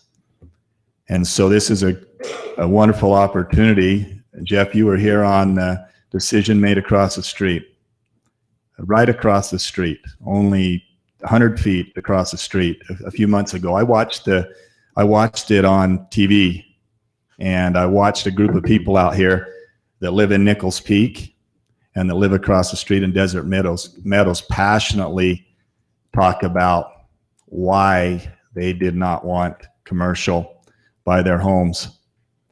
And we happen to be the owners of the property, and I listened to them, and I even agreed with them. I wouldn't tell my mom that, but I agreed with them too. It made sense. It didn't make sense. It doesn't make sense now. It's right across the street. And I guess the consideration that you folks have tonight is, are you going to give all of these residents from all of these neighborhoods the same consideration? I thought it took a lot of courage. Jeff, you two weren't here. You were, Jeff, and I wish these two were here. And I thought it took a lot of courage, but I thought it was the right decision that you made then. This is abstract thrown together, and it's because we're trying to figure a way to make the city a money-making entity. That's a role, but it's not the main role. The main role of the city is to provide a place for its citizens to live as they would like to live. And you'll bring good people in here that'll spend money. Over time, you put those new high schools in, there'll be plenty of places to get a burger and that over time. But doing that right there will not work. You can do some beautiful places with that. Again, I believe in landowner rights. But what I'm asking you, the city council, to do tonight is to give all of us that live in all these other neighborhoods the very same consideration you gave to the folks of Nichols Peak and Desert Meadows probably less than a year ago, to property that was already zoned commercial. You did not allow a commercial building there. You did not do that. And so I think it'll take a little bit of courage, but I think that, again, time will bring the commercial growth to Washington. And until then, live a little bit lean, give up a few things. And last time I spoke, I gave some big speech about playing in the streets and playing with my grandkids and climbing Nison's Hill. That's still all true for me. That's still all true. I want to be able to drive down a street and see kids playing in the middle of it. These businesses will not succeed, in my opinion, because everybody's going somewhere else. They're not coming to there. We all live there and we're going somewhere else. Nobody's coming there to shop. No one's coming there to shop. Those businesses won't do that well, in my opinion. I did mention a Costa Vida, that might work, but don't get all your hopes up there. All right, that might be something, but folks, I say over and over again, you denied as a city council commercial business right across the street less than a year ago that was approved by the Planning Commission. Tonight, you're being asked to not allow a zoning that was denied overwhelmingly by the Planning Commission. One gentleman right here voted yes, but that was when he got to change the size and all that, which you guys have already done. So it'll take a little courage, but I encourage you to listen to the overwhelming majority of the people in the fields and keep the fields the jewel of Washington City. Thank you. Thank you, Bert. Probably a good one to end on. Anybody else? Thank you all very, very much. We think your voices have been heard. Good thing for me is I don't vote, so. Maybe we'll make you. Maybe you'll make me. If there's nobody else, I'll entertain a motion to close the public hearing. Motion to close the public hearing. I have a motion. Do I have a second? I'll second the motion. Ranger, aye. Bellis and I. Turek, aye. Okay. Thank you again, ladies and gentlemen, very, very much. You need to know that we truly appreciate it. The decision will be, go ahead. Yeah, maybe you were going to explain No, go this, but as a council, it came with one of our new council members, just so you can understand what we're doing tonight and in the future. One of the, in my opinion, a great idea that came to us was oftentimes we would have public hearings, and right following the public hearing, we would have a vote. And it didn't give us a lot of time to flesh out a lot of the things that were brought to us during the public hearing time. And so one of our new council members brought that as an idea, and I think it's a great idea. So that's what we've instituted as a council going forward is we'll have a public hearing. It gives the council another couple of weeks to go out and explore and to do things of what we've heard from here and take input from what we've heard here, and then come back to make a decision.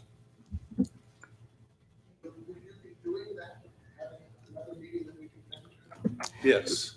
You can come to the meeting, but I would say that if that was the case, that should have been brought to our attention in the public hearing. Generally, when you have a public hearing, you get to hear a public discourse between the three of you, and then we get to know what your feelings are. That will take place, Burke, in 2 weeks. So we're going to come another hour and a half, all this group, we're going to come another hour and a half. My question is, what about the public discourse that takes place between now and 2 weeks? How do we hear that? I guess what I'm asking is who's the head tonight, the head of the council, Mayor? He's the head. He's always the head. Mayor, I guess what we're asking, if I can speak for the group, is that if this was a decision that was an idea of a new council member, that may have been good to share with us in the information for the public hearing. That was not the case at the Planning Commission. We spoke, they discussed, they voted. I'm imagining most of the people here came, we would speak, you would discuss in front of us, and then you would vote. It's posted as a public hearing. Exactly. I understand. And all public hearings up until tonight ran that way, correct? Correct. Well, all Roger. public hearings ran the same way, but it was also required to be posted as a decision as well. And there was no posted decision for this evening, so they cannot even take action this evening. On purpose or because we've always had a decision, right, Jeff? Can you see how we're feeling? We certainly, and that's the way it had been in the past, but with the new council member said, look, here's part of the frustration. You have people that come and talk to you. You turn around as soon as you close the public hearing and you make a decision. You haven't had a chance to really discuss, to really go out and look at what we brought to you. And so I thought it was a great idea to say, look, that gives us some time to go back and look at different, now this hasn't brought a lot of different ideas to us that we haven't already heard. This may be a little different than others. There's others that gives you a chance to go out and look at traffic patterns. You look at neighborhoods And Part before of you our make a decision. frustration as a group is we see this being gerrymandered from 43 now down to 10. We're going to come up with another little plan, and everything will change until we keep coming in and talking until it changes, which requires a lot of effort on our part every time as a group. Well, This is overwhelmingly. Yeah, the fact of it is we've had the public hearing, and so there will be no more public input per se. The council will then come and discuss and vote at that point. So ultimately, that's where the decision is. Who was the That's- person that? no, it's my Colleen, is that idea. you? And the reason for that was because when I see these public hearings come in, often I haven't heard the arguments that are there. And I haven't realized there's what all the sides are. And sometimes I need to go out and walk the property more carefully, and I need to think about what people said. I've taken extensive notes, but if you require a judgment of me right now, I don't feel like I'm going to be a good council member. I don't think I'm going to go home and consider what you said and give it adequate time, and that you deserve the courtesy of knowing that I'm not going to make a decision without thinking about it or investigating or exploring it. And it's not about my having time to talk in public discourse more, because the public discourse has to take place here. It's time for me to be a good council member and consider what I've heard. And the first time I would have heard it is right now. So if I voted right now, I have no time for consideration of what you've told me. Even though that's the way Washington City has operated up until now. Correct. Right. Well, We make changes all the time. If we feel the changes are for better, and I think, Burke, you have to rely on the fact that you've elected us to make good decisions. And I think that, as we go along, we look at I'll those just say things. one thing then. I feel like all of the more than 50 people that came to the planning commission, all of those notes and minutes could have been reviewed. We'd And see that would have those. given you. Oh, we'd see those. No, I've seen Yeah. them and read them. So you would know already, Colleen, the feelings, right, of the Fields area. And we've got several emails from people that aren't here. I'll be honest, there's a lot of people that are pro-commercial in there. But they didn't come tonight. They though. didn't know, they Yeah. emailed me. Yeah, I know it. So- I know the it. decision They can't is- email you now. The decision is not for this meeting. The decision is for whenever we have a public hearing that might be controversial, that we have Correct. adequate time to consider. them. Okay, Yeah, I'm this just is all gonna, going forward. I'm just It gonna isn't close just with for this this. particular- It it's all- feels, all it feels, it feels, because the proposal was made by the city, it feels like if this was, it feels a little bit different. Mayor, that's what I'm gonna tell you. It was 43, now it's 10. We voted always after, now we're not. That's what I'm gonna say. The process feels different. And that's just my. Understandably, the process is different. Sometimes they'll table a decision.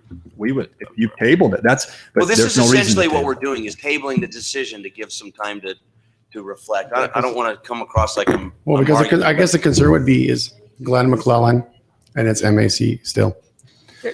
We're not. My continuing- concern would be this. Okay, if you were to have with what was said, what was talked about, and you were to give a vote, okay, under the circumstances, you might be one way. Where are you discussing this, and under what influence? Where do you discuss this? And who's able to be there? Because I can discuss some with you, and I could be like, "Oh man, that is a really I'll give you good an idea." example. I would love to meet with you on the property and discuss it on site with you. Okay, I'm right And I across the don't have street. that opportunity if I'm voting. I'm just.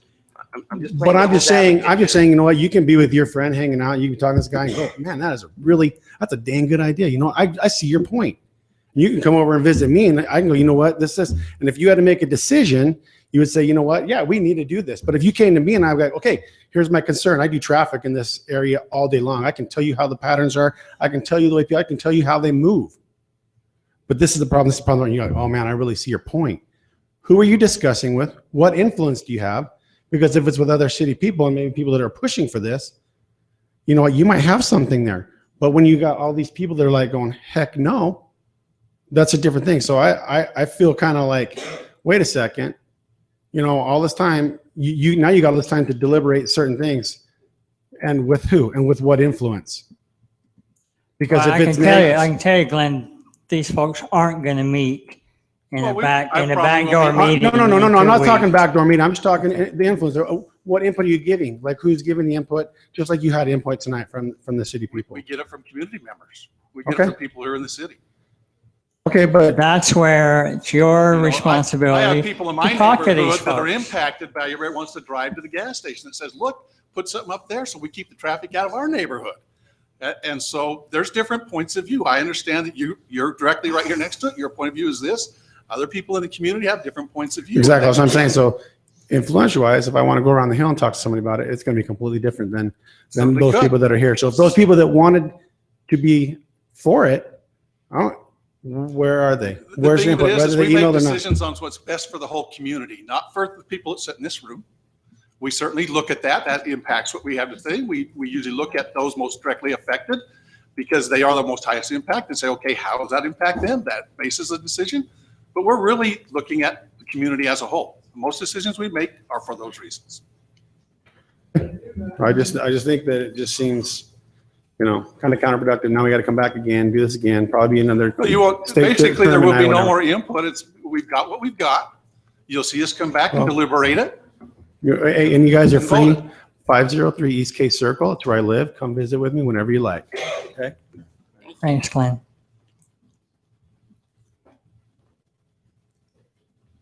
Sorry, I know everybody wants to go, but I just needed to say that this is Nora Hanson with an O.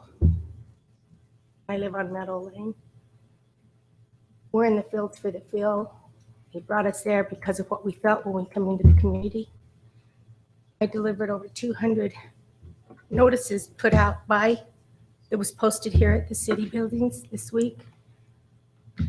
And most of the people that I spoke to, and there was a big majority of them that opened the door and took the notice, I'd never even heard that this was happening. So when you go out to do your looking, it might not hurt to knock on a few doors or have someone that is unbiased knock on a few doors, get some signatures, see how the people feel.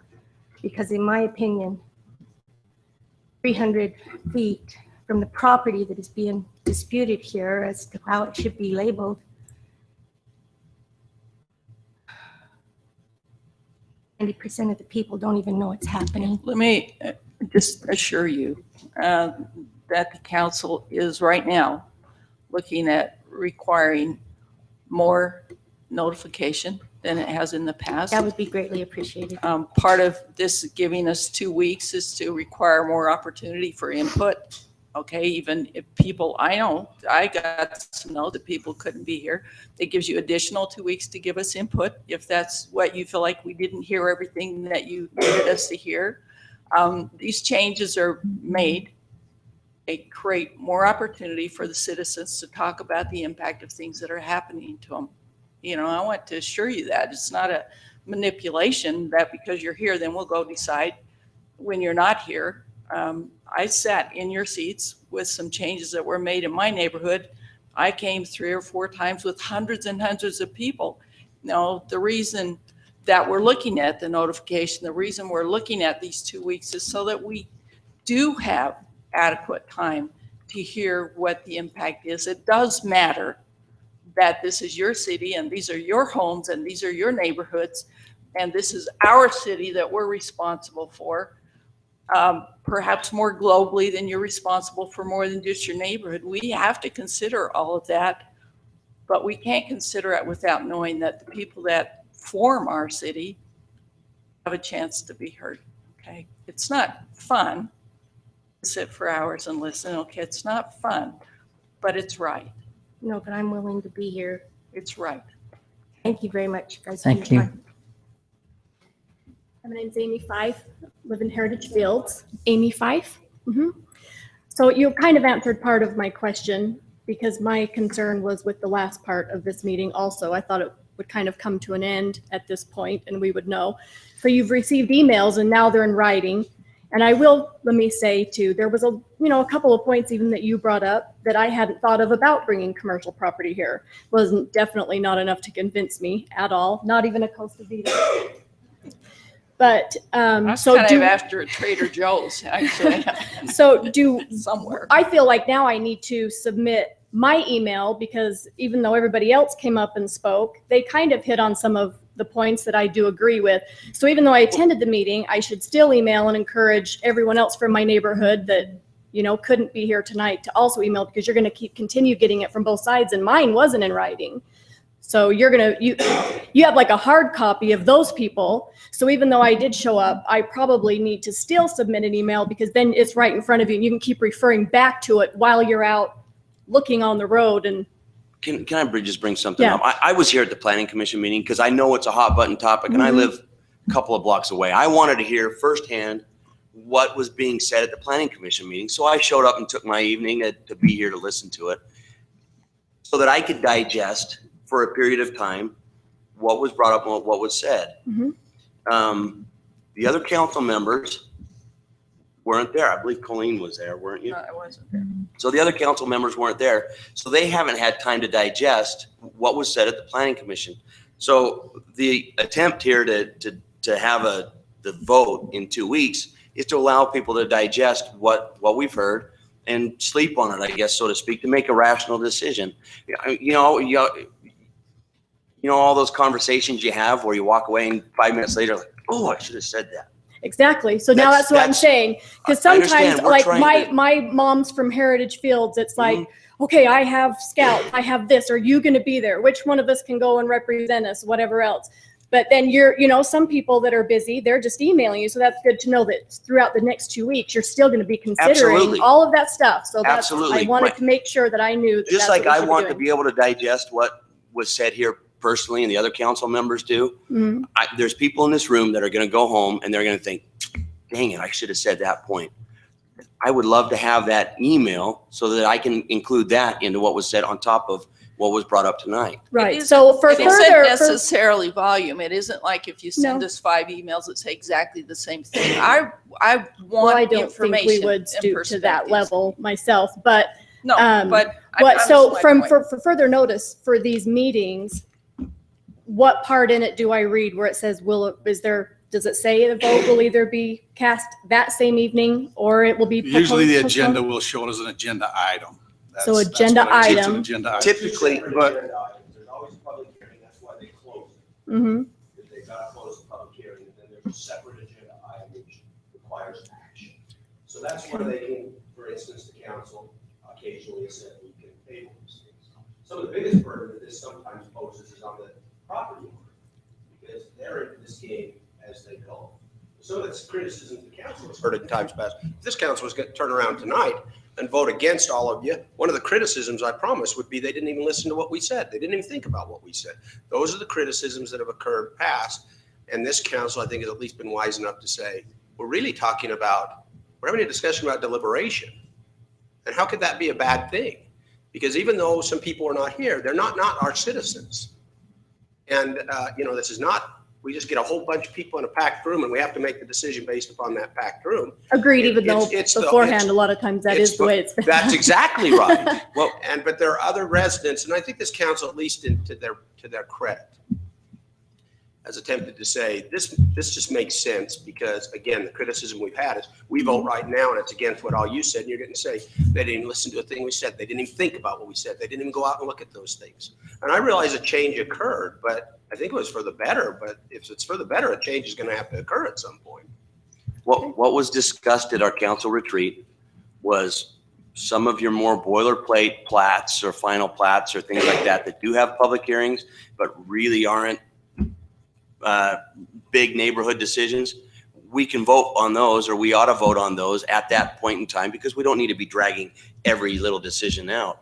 But when we have large, big ticket items that come before the council, not understanding, I know you guys have all been before the planning commission, but you haven't been before the council. It's two different things. And so if it's an important decision to be made, we ought to give it a good deliberation time, not for us to work backdoor deals, but for us to talk to you and and Burke. I'd love to talk to Burke and walk the site with him and get his feelings independent of there's a camera on our face, because I'm sure that by tomorrow I'll have different questions. And then those other questions will come into play at the deliberation in 2 weeks. Perfect. Thank you for explaining. Thank you. Thank you for asking. Okay, thank you. We'll reconvene in 2 weeks. Same time, same bat channel, same bat station.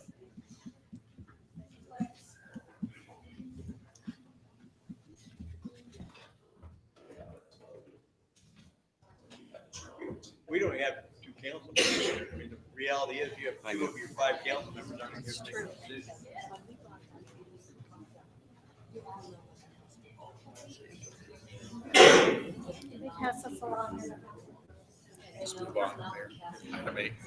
Okay, here we go. Excuse us.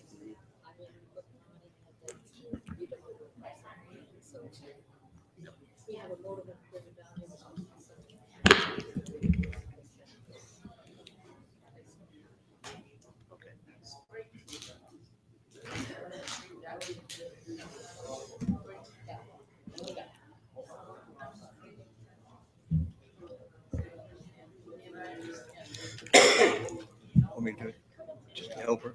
Just to help. Hey, Mayor, I'm gonna remind you, we don't want people getting the impression that we're making comments off the record, so. Okay,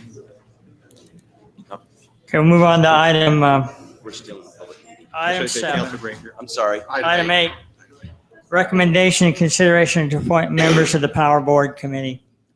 I want to call it the Power Board Advisory Committee. We approved the names of, do we need to approve these? You're recommending. No, you're making a recommendation. Okay, I'm going to make a recommendation to have these following individuals to serve on our Power Advisory Board. Michael Anderson, Roger Bundy, Robert Sandberg, Brett Labrum, Mike Dinsmore, Daniel Clough, and Todd Maxwell. Any discussion on those? No, but, well, yes. Excellent group of people to be involved. I appreciate that you are involved in the community and some decisions that affect the community to the extent this will. Thank you. So wise move on your part. Yeah, one other comment to go along with that, Mayor, is certainly appreciate that the fact that you took people from all different parts of our community. So most of the neighborhoods are represented that are on the Washington City power grid there. Other than the Coral Canyon group that I understood you had a couple that you tried to get into. Yeah, But, I did. Anyway. Maybe next certainly- time. Maybe certainly next time. can appreciate that. And I Maybe think next this is a great move to bring our these citizenry boards in to have those citizens involved in advising some of those things. So. Thank you. So we voted on that? All right. We haven't voted, but I, Do I need to, Recommendation, somebody's got to make okay. a motion to, make a motion? or not. I move to approve an excellent recommendation. Thank you. Second. Second, I have a motion and a second. Turek, aye. Bellis deny. Granger, aye. Thank you. That's approved now. I took the names and assigned them different years and terms so that we can make sure that we have a good rotation on the board. To serving the three-year terms, I just did it random. So Michael Anderson, Robert Sandberg, Roger Bundy. You okay with that? For the 2-year term, 3-year term, 2-year term, Todd Maxwell and Brett Labrum. And then the 1-year terms would be Mike Dinsmore and Daniel Clough. And I'll give those to you, Denise. See you, Glenn. Maybe just for the record too, Mayor, I know that in the policy that's set forth for this, that those that are serving may be reappointed. Right. So that doesn't necessarily mean they're only there for 1 year and done. So certainly that reappointment could happen. And I Which think would it- then would be a 3-year term. Every appointment from there on is a Right. 3-year term, as I Okay, understand it. yeah. And I think we start those when they officially meet their first time. Are y'all okay with that? Instead of today, because they probably won't get together for a couple of weeks. So. Sure. Okay. Anything to report from your assigned committees? Yes. One other item on the power board, were we going to designate a chairman? Yeah, Roger Bundy. Oh, did you say that already? No, I did not. Oh, I'm Excuse sorry. me. With the designation of Roger Bundy as the advisory board chairman. Do I need an approval on that? Okay. Somebody approve that, will you? Yeah, I'll make the motion that we approve Roger Bundy as the chairman for our power board committee. Second. Thank you. Granger, aye. Bellis and I. Turek, aye. Okay. Now I butchered that enough. Let's move on to our report from assigned committees. Anything to report? I don't have much to report except that on my list of assigned committees, I was not on the Flood control committee, but I received emails and we have 2 seats. So I went. I And think Garth, he was appointed originally in the meeting. It just when the form it came out. didn't make it to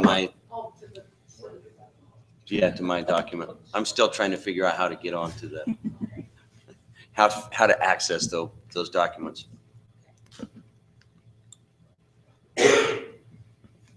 Maybe just by way of report, I actually didn't make it down. I don't know whether any other council members made it down, but we had the expo, the Transportation Expo yesterday at the Dixie Center, which falls in with the MPO and those plans that are made between cities, and each city's plan that was there and presented, and UDOT's plans. And so it's interesting to see those plans and presentations, especially when we have some discussions like we had tonight, talking about traffic in the future, that, some things are only 3 miles away, but when in the future, when you've got 15,000 cars going at 3 miles, it slows down pretty good. And so it takes a lot of planning and input from our citizenry. That's why we hold that. So appreciated those of you that made it down to that input that's there. I wasn't able to make it there. Is there a place that I can go and view the documents or presentation items? 'Cause Most of those are actually, they're kind of almost in booth styles by each individual city. And then the MPO has one, UDOT has their own. So there's really not a presentation per se. Obviously, you can go and look at the master plans from each of those communities. The master plans are, the expo just went from 10 to 6. I did make it there and gave them my usual spiel that I think a flyover across the industrial park before St. George is a better solution than one we've had so far. And we can either spend the money it takes to do that ride, or we can do it 3 more times. Yeah. And let's see, the other thing is I've appreciated Jeff keeping me alert and abreast of legislative things. We've met every Monday now for a couple of hours and listened to some of those debates and had some of our own. And I don't think there's anything really pressing I need to bring before you. Do you, Jeff? No, I don't. I think that when we get closer, there's going to be some that are important that we'll want to get in touch with any connections we have, but I don't think we've hit any of those critical points right now. Having said that, though, I've got the information you wanted on our representatives, their contacts, the areas they represent. Also, in case other council members just want those sheets, I just printed out. Well, and if something critical comes up, if you stick that into your phones on a listserv, then we'll alert you and we can put some pressure on that. Okay. Thank you, Mayor. Yeah. City manager report. That's interesting. That's a good idea. I remember last legislative session, we were working on a fuel tax issue. So it went until 11:50 at night on the final session, and Representative Stannard did not like the fact that he was at the other end of my text messages as I was trying to milk him through the process, which he didn't make the right decision, but he already knew the other contingency was going to do it. Anyway, just a couple of updates.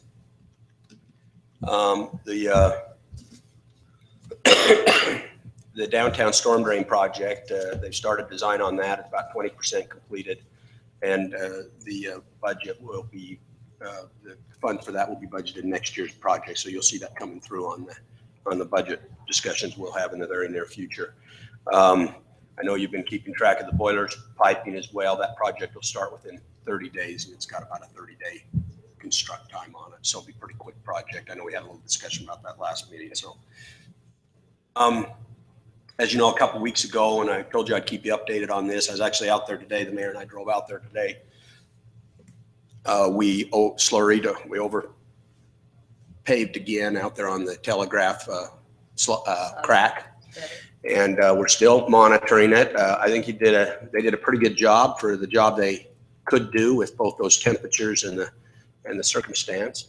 The good news is if we start to warm up, we'll be able to hit that probably more rapidly when we need to. It's just these cold temperatures, we can't lay them down anyway. So now that we're moving into the spring and the summer. We don't have any new news yet, but we didn't think we would have new news yet because they've got to monitor it for a period of time. Back to the overlay, it does on the edges, does kind of pick up gravel and whatnot. Do we have the truck regularly going out there and sweeping it off? I would assume so, but. I will mention too that, and this is good news. This is good news of the bad news. The big transmission line that's sitting there, of course, is a big concern to us because as we showed you in the pictures, we have some cracking along there. We actually have shot that. There's a process by which they can shoot the vertical on that thing. And then they can go shoot that vertical again and see if there's any movement whatsoever on the vertical. We've now just had our second shot of that. So our first one was our baseline. And I can report to you there has been no movement on that transmission line now. You know, it doesn't make us sleep that much better, but it makes us sleep a little better that we haven't started to see it. What time frame? I think they did it in a 2-week. I think they're doing it at 2 days. Do you know if it's 2 weeks? 2 weeks. Let's keep shooting it. Did it move from the rains and stuff that we had after? Transmission line? Well, 1st of January, we had a lot of wet. Are you talking about transmission line or road? Both. Well, the transmission line, we don't think the transmission line's moved at all. Now, we didn't shoot it, you know, when the transmission line was put up, we didn't do these tests. So all we can compare with is the last 2 weeks. But we didn't. Except for the cracking around the base of it. That's right. But the transmission line itself hasn't moved. And that's our big concern because we don't know how deep those cracks go and other things. But we don't think it moved. It has moved at all. But again, because of the cracking around it, we don't know when and if that might happen. And so the faster we can get, you know, it's been okay. You know, I don't know if you noticed, we put out through our website and social media and that. Mike did a little thing with David, our media coordinator on that. And it was very good. I mean, when it came out, I just happened to look at some of the comments, and some of the people were saying they appreciated the city keeping them informed of that. And it seems like and then a few weeks later, I don't know if you saw that the Spectrum covered it. I saw it. Yeah, St. George News will now be covering it for the 3rd time. And so we appreciate them being right on top of things.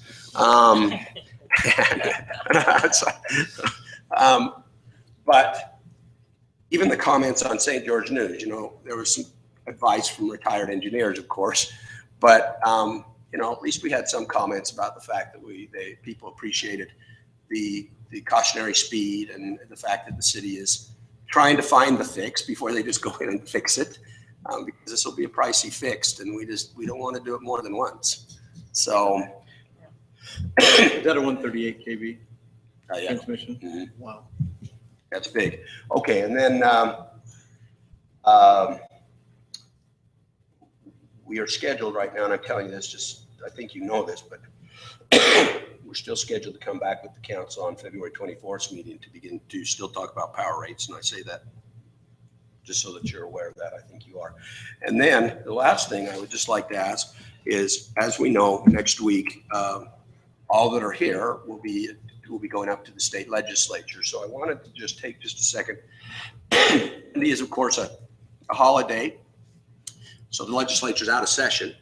So traditionally we've left sometime in the early to mid-afternoon, got up there, mayor's going to buy us dinner. And so my first question to all of you is, when would you like to go now? I know Councilwoman Granger is taking her own vehicle. Are you leaving before that? I can't remember. You told me this. Yeah, I thought we had some point. I'm leaving Sunday. Okay, so, but she will be coming back Wednesday. Am I getting that correct? I'll be coming back Tuesday night after Okay. whatever we do. So I think she'd made the offer that if anybody wanted to come back Tuesday night, of course, that the offer's there.